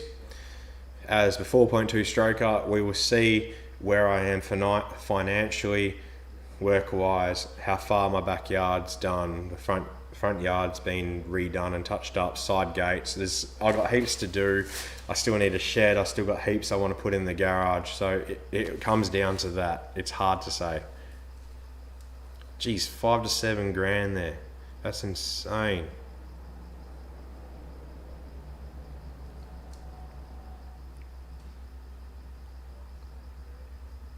Yeah, that's it, Aaron. It's a completely different kind of thing. All right, well, I still got you guys still commenting pretty regular per se. We're at about 1:42. I'll hang into 2 hours unless it completely dies down, and then I'm going to call it quits. Get everything packed up, head inside. I still got Josh's Mr. 96 VS's engine harness because I'm wiring in the Haltech 750, piggybacking into that so he retains dash and idle IAC, idle air control, and like that, and also converting it to LS coils. I'm not filming it, I'm just getting it done. I've been too busy to film it. I want to get that done tonight because he needs his harness to re-license his car. So I want to get that done tonight, which then frees up my last 2 days. Good. But yeah, I'll let you guys get back to your night because I know a lot of you guys are over east or New Zealand. I'm not sure what time it is in New Zealand, but I know over east you're at least 2 hours ahead. So what will that be? 9 p.m. At least give you some time to yourself. Well, T400 to get built will be the exact same as a Power Glide. The cost will basically be the same apart from the set of an extra gear set and possibly the clutch or bands. I don't know much about autos, but it'd be very similar. I would prefer a T400, but it all comes down to the turbo size I go because I might need nitrous just to spool it. I won't run nitrous full time. I'd only spool a nitrous, which I don't want to do because that's more money. I've got to obviously buy the nitrous kit. I've got to run more lines, etc., etc. I'm already out of inputs and outputs on my Link Fury, so I need to give up some stuff for that to have it all ECU controlled, which I'd like to do. I want to avoid switches or buttons as much as possible. I'd rather just have it all set up so it's like a set and forget kind of thing. Like you just have an arming switch, but that's it. I don't want anything else. But yeah, obviously a Power Glide with nitrous spooling will probably be better for I don't know. Well, neither are Power Glides. They're about, at least here in WA, they're about the same price. They're both 3 grand, 3.5 grand for just your run of the mill one. You can buy reconditioned for like 4.5. Sometimes you can buy them built to like 600 horsepower for around 4.5, 5. But obviously you got to send that off to get rebuilt because that's 600 engine HP, which is good for your NA V8s. But I will be needing one built to at least 1800 horsepower spec. That's at the motor, keep in mind. But I need it at least 1800 built to be safe. A lot of places now only offer core exchange as well. So you got to find a core to send to them for them to build a core already that they have. Or to replace the core, or I guess they receive the core and build it because they're just not that available anymore, which sucks. But a couple have popped up at a decent price, but I've just haven't been in a position where I could buy it and have it sitting there. I've had other priorities financially, which sucks because they were good prices, but you know, you got to live, you got to be an adult sometimes.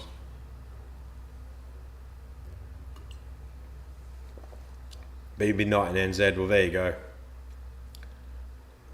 Aaron, what do you mean by what shifter? Hey, Confed, you made it. I'm probably hanging in for 14 more minutes. I was saying I'll hang in for like another 20 minutes when it was an hour 40 in. for the people commenting, but oh well. How was the rest of your evening? Did you get lots done? I don't know if you sent another message after I replied, but you've been a busy boy. Busy boy.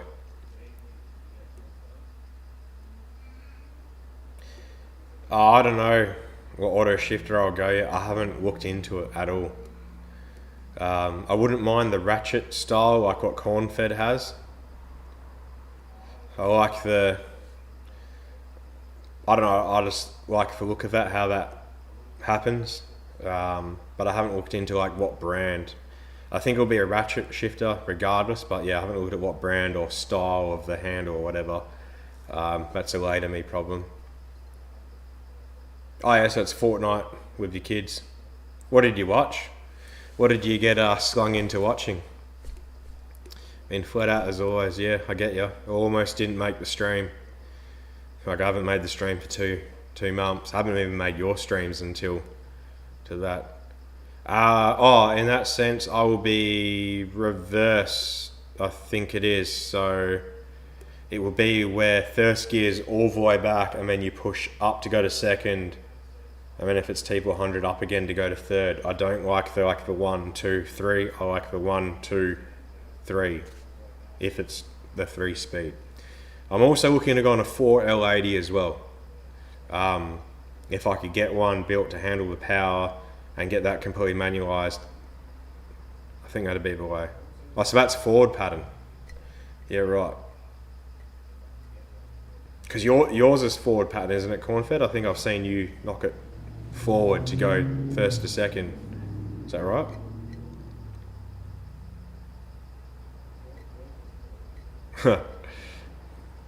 Look, at this point it isn't T400. It's between a glide and a what do you call it? A glide and a 4L80. But I haven't looked into what can be done with the 4L80s yet. But it will be going nitrous to spool it at the very least if it's a glide.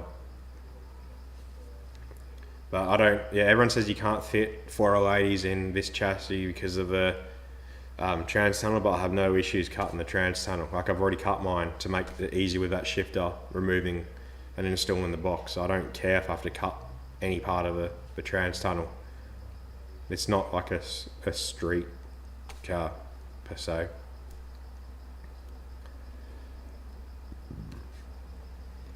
No, it's more so for the street driving, Cornfed, because it's, like I said, it's not a street car, but it is still my daily. So I don't really fancy sitting on the freeway.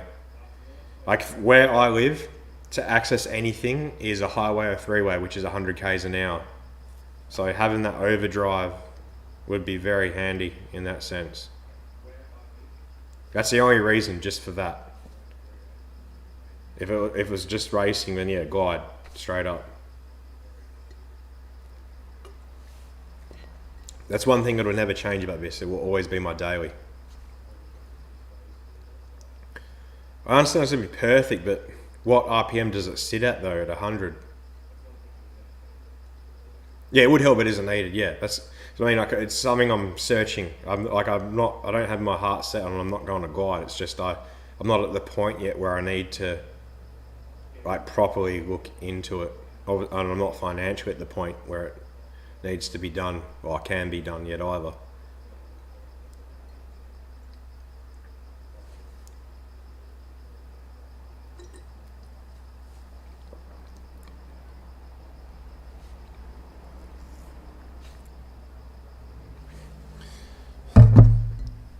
So I'm getting notifications, but people are commenting on my YouTube videos. So they're watching my YouTube videos, but they're not on the stream. How ironic. This looks like an old video from what his comment said. Let's have a look. Comments. Jesus, that's an old video.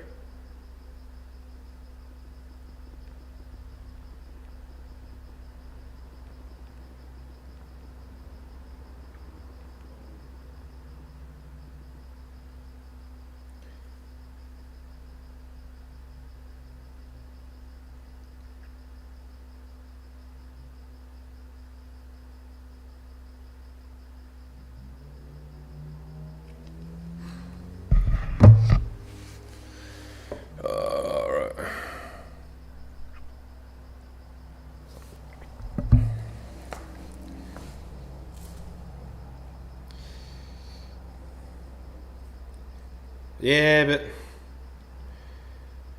I'm doing 100 kilometers an hour for a long bloody time to get anywhere. I'm going to just see the fuel just getting chugged.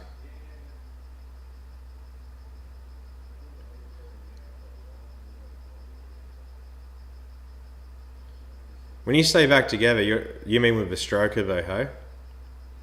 Yeah, when it doesn't try and kill you. Yeah, you probably missed. Yeah, well, you would have missed earlier, but yeah, I was saying that we have been talking about obviously ourselves catching up personally, but also like sussing out meets. Obviously, they'd all be over east, like Queensland, New South Wales, Victoria, if we were to do anything. But yeah, I'll wait till you get it back together, and then I'll book a flight and come over. The prices at the moment are just insane.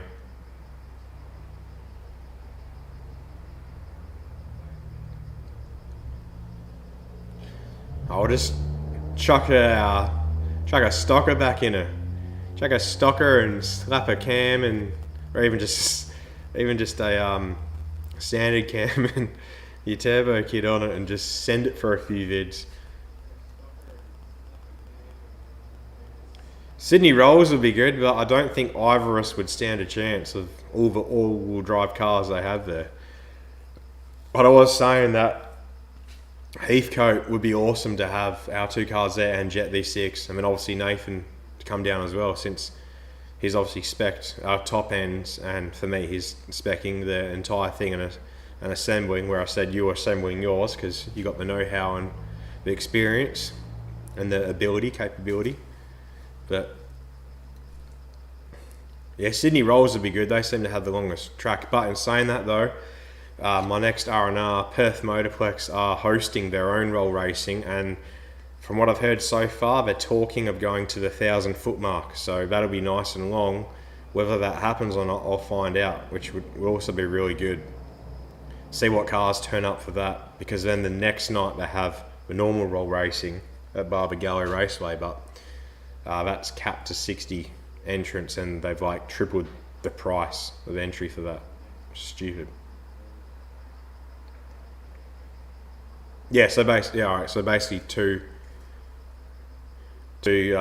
Kyrie spec strokers, just different assembly.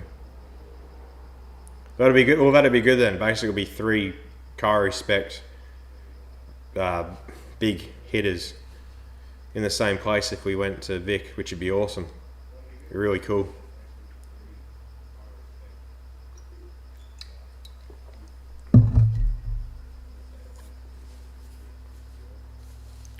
And so just reading up. So you've driven an hour and a half, no issues. That's right, man. Yeah, but what RPM did you sit at though? How much fuel did you chug?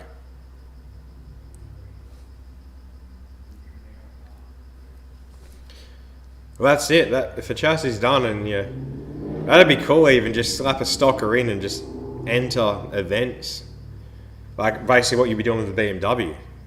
Just like you said, you like a test and tune or whatever. Just like slap it in, enter events, and have fun. If you rot it, who gives a fuck? It's a fucking $300 motor. As long as I guess you wouldn't even have your good heads on it. Just slap a set of heads with springs on it, and yeah, damages them. Who cares? Ah man, I wish I had a shed. This is actually my garage. 18 shed. Jesus, I was saying I was going to end this in 4 minutes, but it's always like at the end of my stream, people jump on and the comments start happening, and then it ends up a 3-hour stream. Like, don't get me wrong, I'm down for it. It just happens every time. But I haven't caught up yet on your last couple posts, Tin Shed. Have you have you tested that tensioner yet? It looks pretty good. And I also don't think I've seen if you sussed out your I can't remember if we talked about it or not, if you posted about it, your coolant issue. Did you find out what that was? 3K to 100. What are your diff gears again? I can't remember. Because obviously I understand I'm going to have to change diff gears, but out of curiosity, so I have a ballpark. Did you go the 308s or 346 diff gears?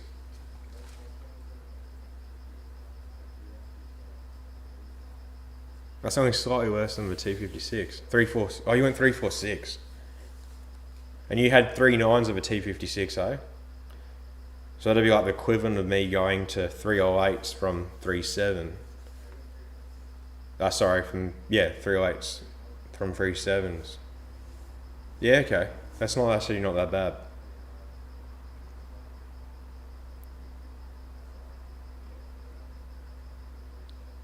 Yeah, riding it the whole time. Yeah, that's it. Jade would be obviously cool in a chassis he's familiar with in an aftermarket ECU. It would be a night and day difference.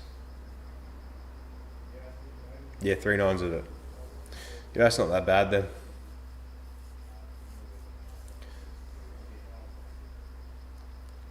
Yeah, killer. Is there plans to go back to the dyno tin shed or any events with the car? I've got no idea about your location, so I don't know if you're anywhere near events or etc. etc. We'll see, Cornfed. I got time up my sleeve. I'm probably 12 months away at least. I've been pricing up a massive shed at the moment to get rid of. I think I'll hide it a lot in my videos. I could turn the camera over there and you'd see the stockpile of shit. But I'd do that, but I don't think I get the camera position good again. It's actually pretty spot on. 8L95E, that sounds similar. Actually, I've got no idea where that box comes from. That sounds expensive though.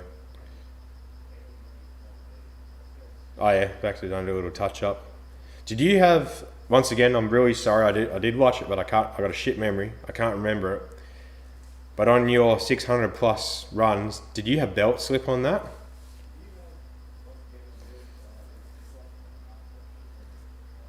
That old chestnut. Yep. Events, when there's plans, always the way. Aaron, the 8 speeds are bloody good. I raced a Trackhawk at Roll Racing, which I think was the second race in that video, and you can't fault that 8 speed. I don't know what gear he started in, but yeah, just the torque multiplication of the box through the diff. It was insane. Especially for an all-wheel drive car that doesn't have like a wheel spin issue. Because they're big and heavy and they run like 11-inch wheels from factory or something, or at least 10-inch. So big rubber. Oh, okay, cool. Be cool to see what it spins up without the belt slip, and then, oh, you reckon 50? Damn. That'd be sick. I'm also keen to see driving videos in the dyno. Like, I think after the dyno you did a couple little small driving ones that I'm keen to see some ones where you get on it. Really put the throttle down if you find the space to do it.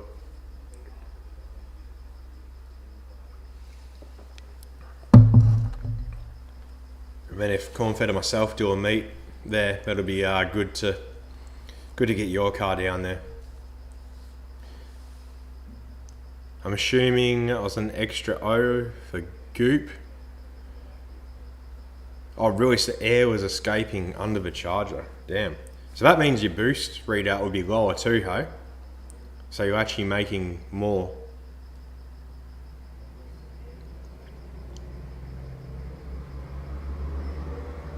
Oh, really? You can't change the diff gears? I don't think you'd need to change them though. Every single Trackhawk I've seen, my mate's got an SRT.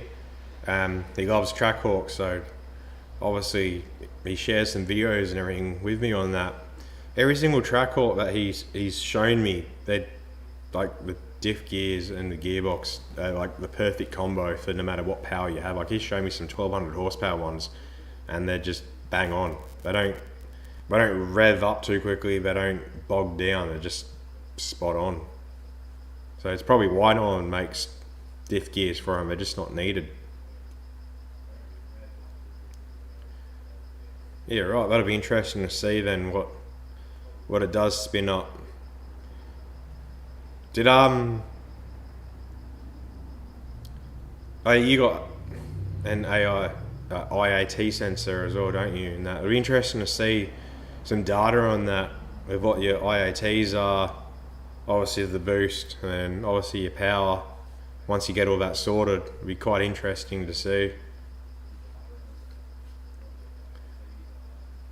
I've got to see you down the drag strip as well. I can see that half tracking like an absolute weapon.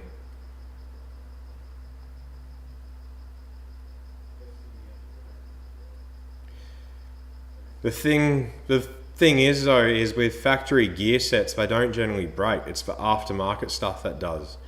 It's exactly the same with Commodores. Like I've never seen or heard of factory gear sets breaking.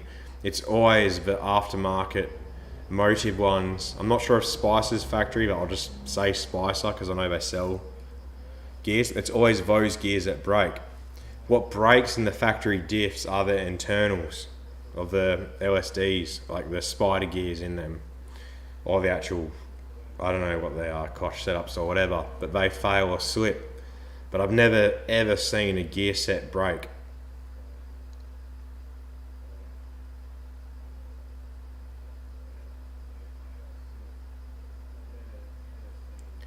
Oh, really? Test and tunes. You guys used to have test and tunes every fortnight? Bloody lucky. We've got Whoop Ass Wednesday every Wednesday, which is like it's a normal drag racing event. You just bring your street car or pro car, whatever you want down there. But we don't, all our test and tunes are basically private track hires, which you need to be invited to by the person who hired the track. 2 a week. Man, every other state but WA seems to have far more car events than us. Like we didn't even get Power Cruise this year because GUP couldn't be bothered coming over to WA. It's bullshit.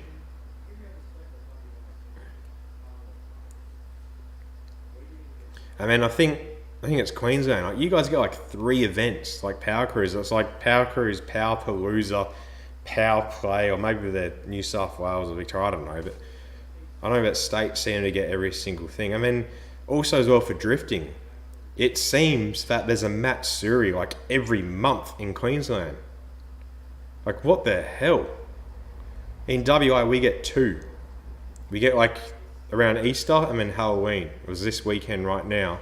I think it's around Easter's the first one, but like Matsuri for drifting in Queensland, it almost seems like it's every 1 or 2 months. It's bloody insane.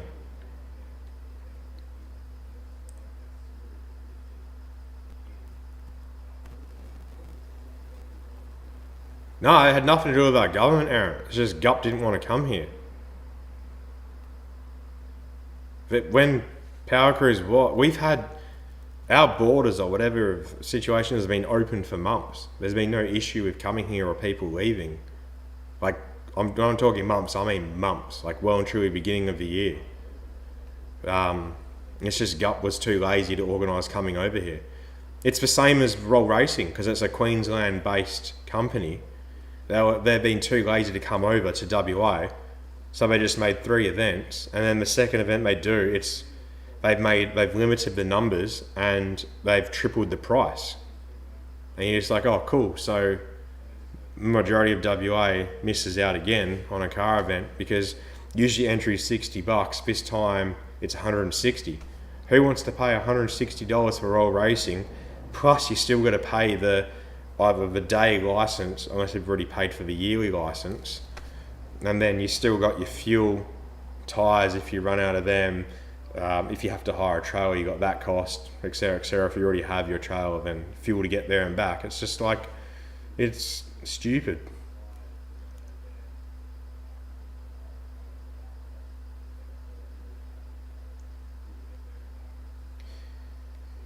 I'd say WA was the most strict through it. I don't know about now. It's all changed and very relaxed now. But yeah. Yeah, I see it, Confed. It's like we here seem to miss out on a lot of events. I always see posts and videos of every other state getting multiple car events a year, and we get like one. And then, annoying thing as well, it's like every other power cruise, like Queensland, Sydney, Victoria, even South Australia, there's people drifting, smoking it up, everything. You come here, a tiniest bit of smoke, you get your wristband taken off you straight away and you're kicked out. You're like, you fucking serious? Like, why do you let every other state have fun? You barely give us an event. You come here and then we got to like, can't lose traction or enjoy ourselves. It's just like, yeah.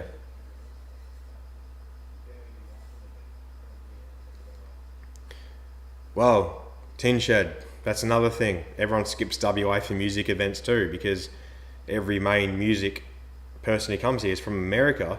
America's closer to over east. They don't want to, they would do Queensland, New South Wales, Victoria, South Australia. Fuck WA though.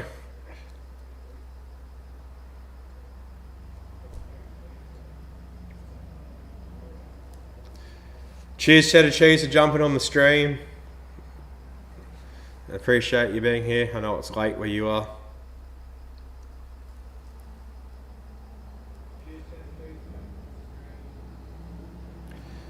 Hey James, how you going? Let me just read your comment.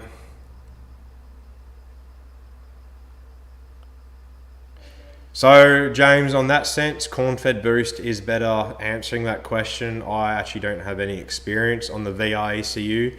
I've only what I've read and searched up. So if corn-fed is still here and reading that, I'll let him answer that because yeah, I'll probably give you the wrong advice.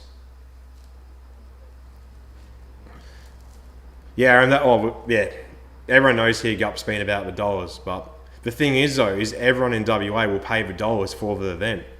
We will pay it because we don't get events. So as soon as there's an event, we will all pay it to get to it.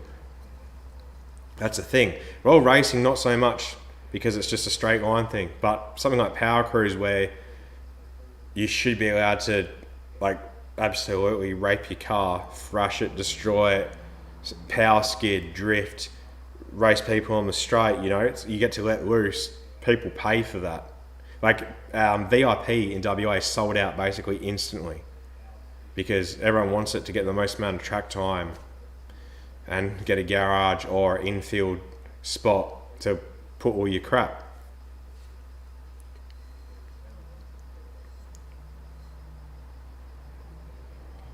Did Blink tickets sell out that quick?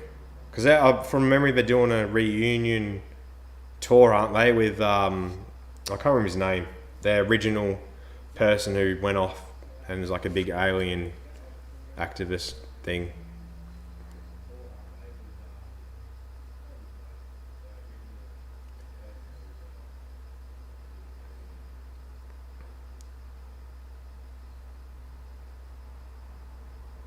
Oh, there you go. VR Auto 424 ECU and NV RAM. He makes a good point. At the very least, I always say go a Haltech 750 as a... oh man, I can't think of a name now. You wire it in with also the factory ECU. I can't think of a name. But if you go on full standalone, at a minimum, go a Link Fury.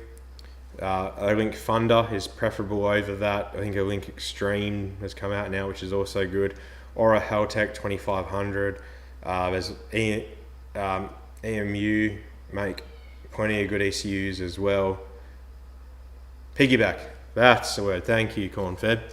Yeah, at the very least, an Elite 750 piggyback will get you through.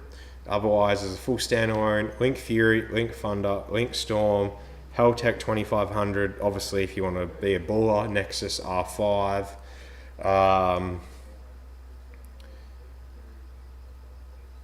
Is it ECU Masters, not EMU. ECU Masters make good ECUs as well.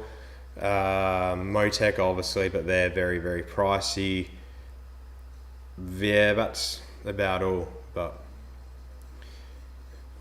honestly, when it comes to it, the best thing to do is to save, budget, save, wait longer to get it, and then get the part, which will really do you well, rather than half-ass it and then later down the track wish you got something else, because things progress. You know, you might go the NVRAM now, but then suddenly your build changes or goes further or bigger, and you're like, I wish I had an aftermarket ECU. Whereas a piggyback, a full standalone, where you can do so much more with it. You can tune it yourself. It's not just the fact of tuning it yourself. Say you go to a drag strip, right? You could change your launch control. You could turn your boost up or down. If you see it runs lean, you could add more. You can do ECU logs, read back on it. There's so much you can do that you learn along the way. Like Tin Shed said, do it once, do it right. It costs a lot of money, but it is worthwhile in the long run. And really, so that Blink concert sold out in hours. Jesus. A lot of people living in the past, eh? In the 90s or the early 2000s. Hey Brad, how you going? Sell yourself for money and parts. Look, if I could, I would. I've stood on the corner many times, but I've had no offers, only just eggs thrown at me.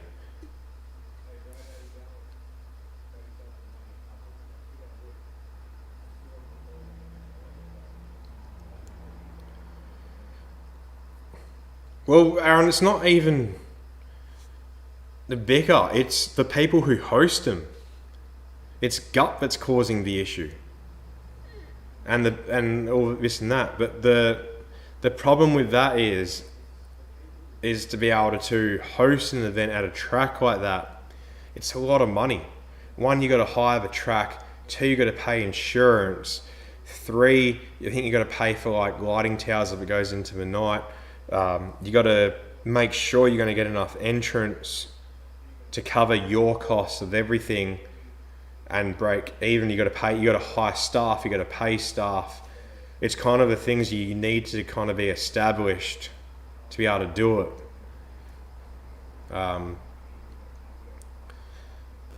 Like, I could host my own events that are private, but then again, it's private and it's limited to X amount of numbers, X amount of things you could do. So it's a difficult situation. But Sucon 30, yeah, there's a very good chance you'll end there anyway. You'll waste money on an NVRAM and then you'll end up at aftermarket ECU and you won't get the money back what you spent and the time you spent on the NVRAM. Yeah.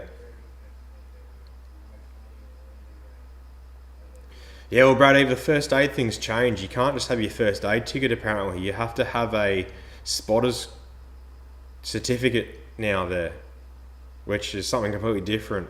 It's bullshit. That's just to hire it yourself, let alone an event. But yeah, you make a good point. You got to have obviously a fire crew, first aid crew. Obviously, you got to have track staff there, which I'm pretty sure it comes into the track hire cost.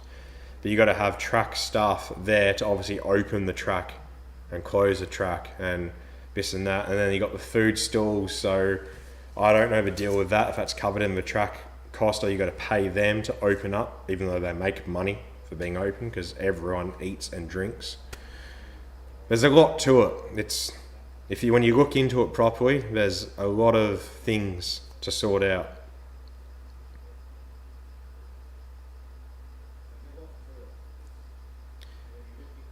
No E85 shortage here in WA, but I've seen the same thing over east for that.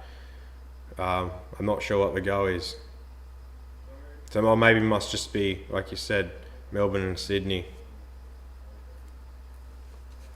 But I think they seem to have a lot of E85 pumps, so that might be the issue as well. Everyone's jumped on it, and there's a lot more demand than supply, maybe. I don't know.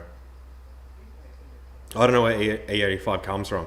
There's a very good chance it comes from WA, because WA seems to supply everything for the fucking world, for fucking Australia.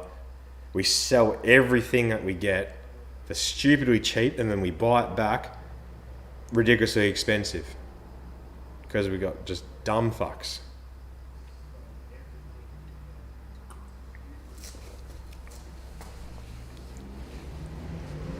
For example, the biggest mines are all in WA, right? For, what do you call it, iron, like the iron ore mines.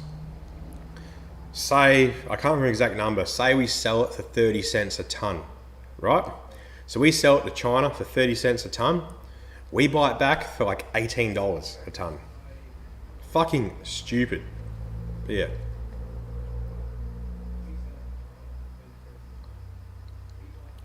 Yeah, but Aaron, it's the same thing as what I was saying. We could band together, but you still need to come up with someone to, one, host and run the events, and then you need to fund everything else on that. And to hire the venue for an event like that, it can't just be a nobody. You kind of have to have a name. Like, the venue's not going to be like, oh yeah, let's hire it to this person we've never heard of, like an individual or this company per se, you know, they've never heard of, or they search up and it's like this tiny little thing, because in WA you're not going to get many likes on, like, say, a Facebook group or whatever. To hire it out for 1,000 people over a weekend that we're meant to open and cater for, there's a lot to it. Like, yeah, it can be done, but it can't be done by the public itself. You kind of need to know someone already established that can grow upon, or establish yourself and then wait a few years. So it's kind of not any benefit there and then. But yeah, that's just our problems. It's not your issues. Hey, Tin Shed, we've talked about it. Like, the people here have talked about it quite a fair bit. It'd be good because WA would be so much better off. I think, I can't really speak for it, but as far as I'm aware, everything here costs more than anywhere else in Australia, even though we make all the money for Australia. But yeah. Hey, Bitcoin, BMW. It's awesome to see you from Texas, mate. We're an Australian-based YouTube channel, and mainly Australian-based watchers. And I apologise if you've been on my stream or commented on my videos before. I have a very shit memory. Yeah, a lot of YouTube names, a lot of people I talk to on a daily basis, so do apologise, but it's awesome to see we got an American audience.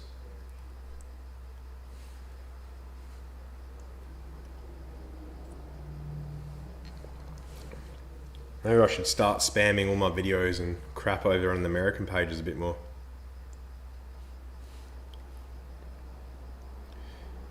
Yeah, that's exactly right, Brad. That also, again, takes time. Like, you'd probably be a year or two deep at least to get to that point.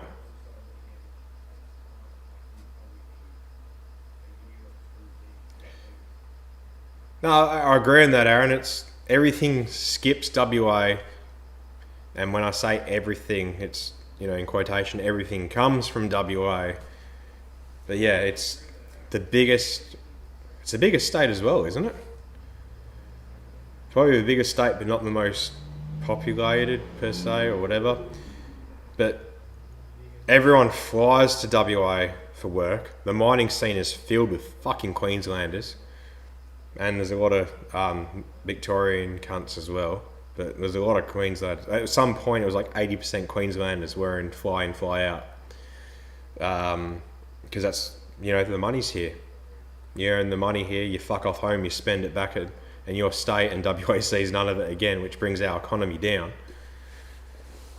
But, yeah.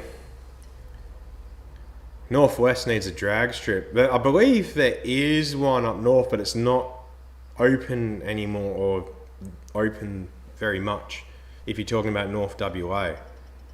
I can't remember where it was. I've seen two in my travels at work in the Pilbara. I can't remember where they were, but I saw them and was like, oh, I've never heard of that. That'd be pretty cool. I kill a Bitcoin BMW. It's awesome to see that you've been here and you're back. Appreciate it.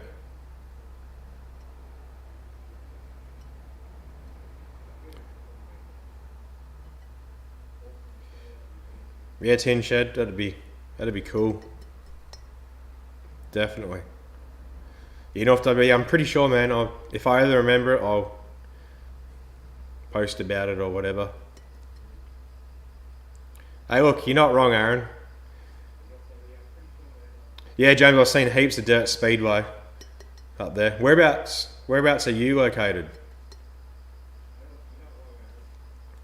Yeah, Aaron. Yeah, WA is definitely capital of Australia. Proudly. We have our reasons though. It's because we get nothing here. Everything comes in here and we get nothing in return. But I do have to say though, what's bloody awesome is probably not many metal listeners here, but early January there's big American metal, an Australian band too, but big metal American bands coming here, which is going to be awesome. I usually miss them all. They're all over east. So that's something. WA's got something coming. Oh yeah, and Broome, killer. But yeah, definitely the northwest is predominantly speedway, that's for sure. I know, well, basically most of Pilbara is huge with speedway, with the stock. Is it called stock cars? The stock class of cars? What are your stock Commodore class and Falcons? A lot of VEs, FGs. I think there's a lot of VYs as well, as far as I'm aware. I'm not really too big on that.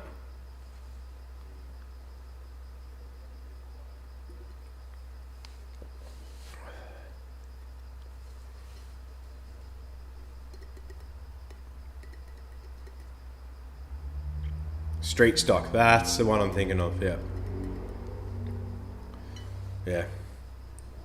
What I need to do actually is find some guys selling for street stock quarters, like front quarters and rear quarters, get them and cut them down to suit the drift car. So I got over fenders because no one makes them for VYs. They make them for utes, but not sedans. So that'd be cool because then I can put them on it, cut part of the guards, run adapter spaces, and then run the Jap and Ford rims because there's so much more range in that as well. It should be handy. Yeah, fiberglass. All the fiberglass ones, James. Oh, is there, Brad? When is the rallycross? That'd be awesome with a drift pig in it, but it definitely wouldn't be competitive. It's nowhere near powerful enough and nowhere near gripped up enough. Once it's turbo, I'll get it in for alignment and get it gripped up because right now it's loose as hell, so it's able to spin the wheels, but once it's gripped up, it'll be a different story. Once it's turbo, I'll get the camber box mod done as well, so I don't just wear out the insides. It's been pretty good so far, but with it dumped on its hull, obviously camber's a big issue. But yeah, James, yeah, fiberglass quarters. My mate just bought a set for his VS for the rear, and they're going to look bloody awesome. He cut them down so that they fit because he runs Jap wheels because obviously there's a lot more of them, and with adapter spaces his guards have been like pumped massively and cut all the innards out and smacked with a hammer to fit.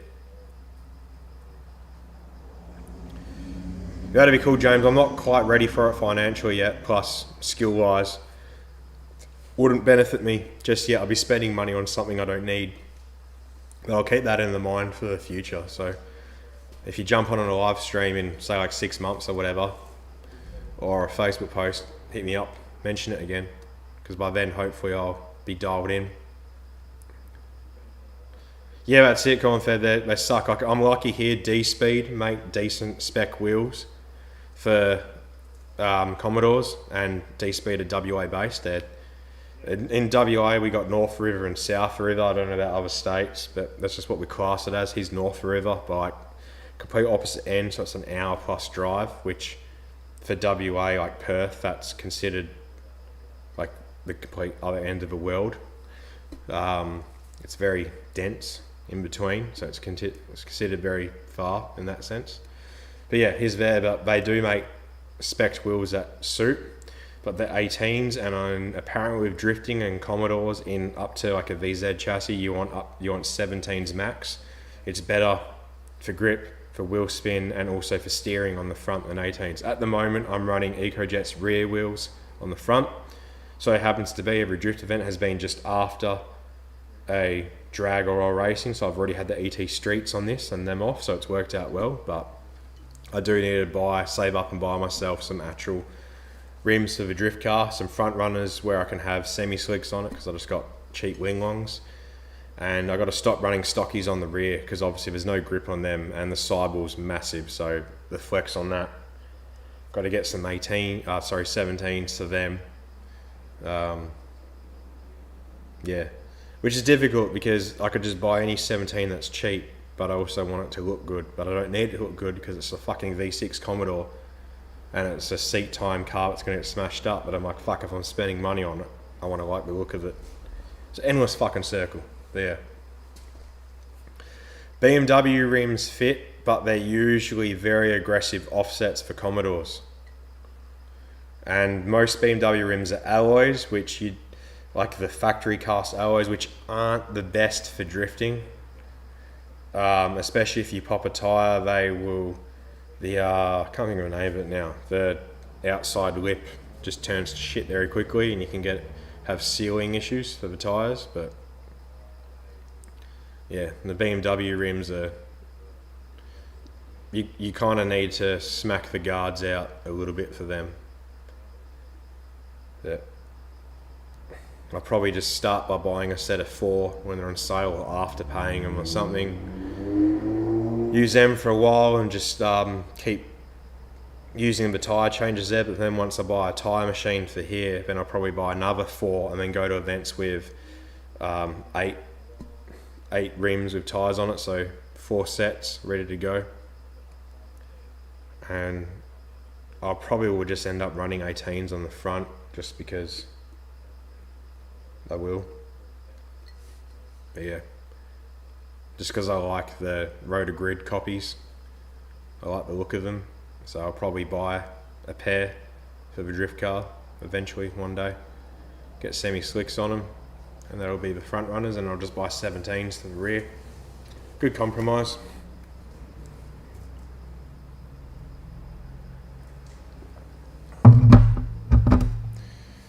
Alright, well, we're going 2.5 hours. It's plenty long. I got some shit to do. Got to finish Josh's engine harness, hopefully.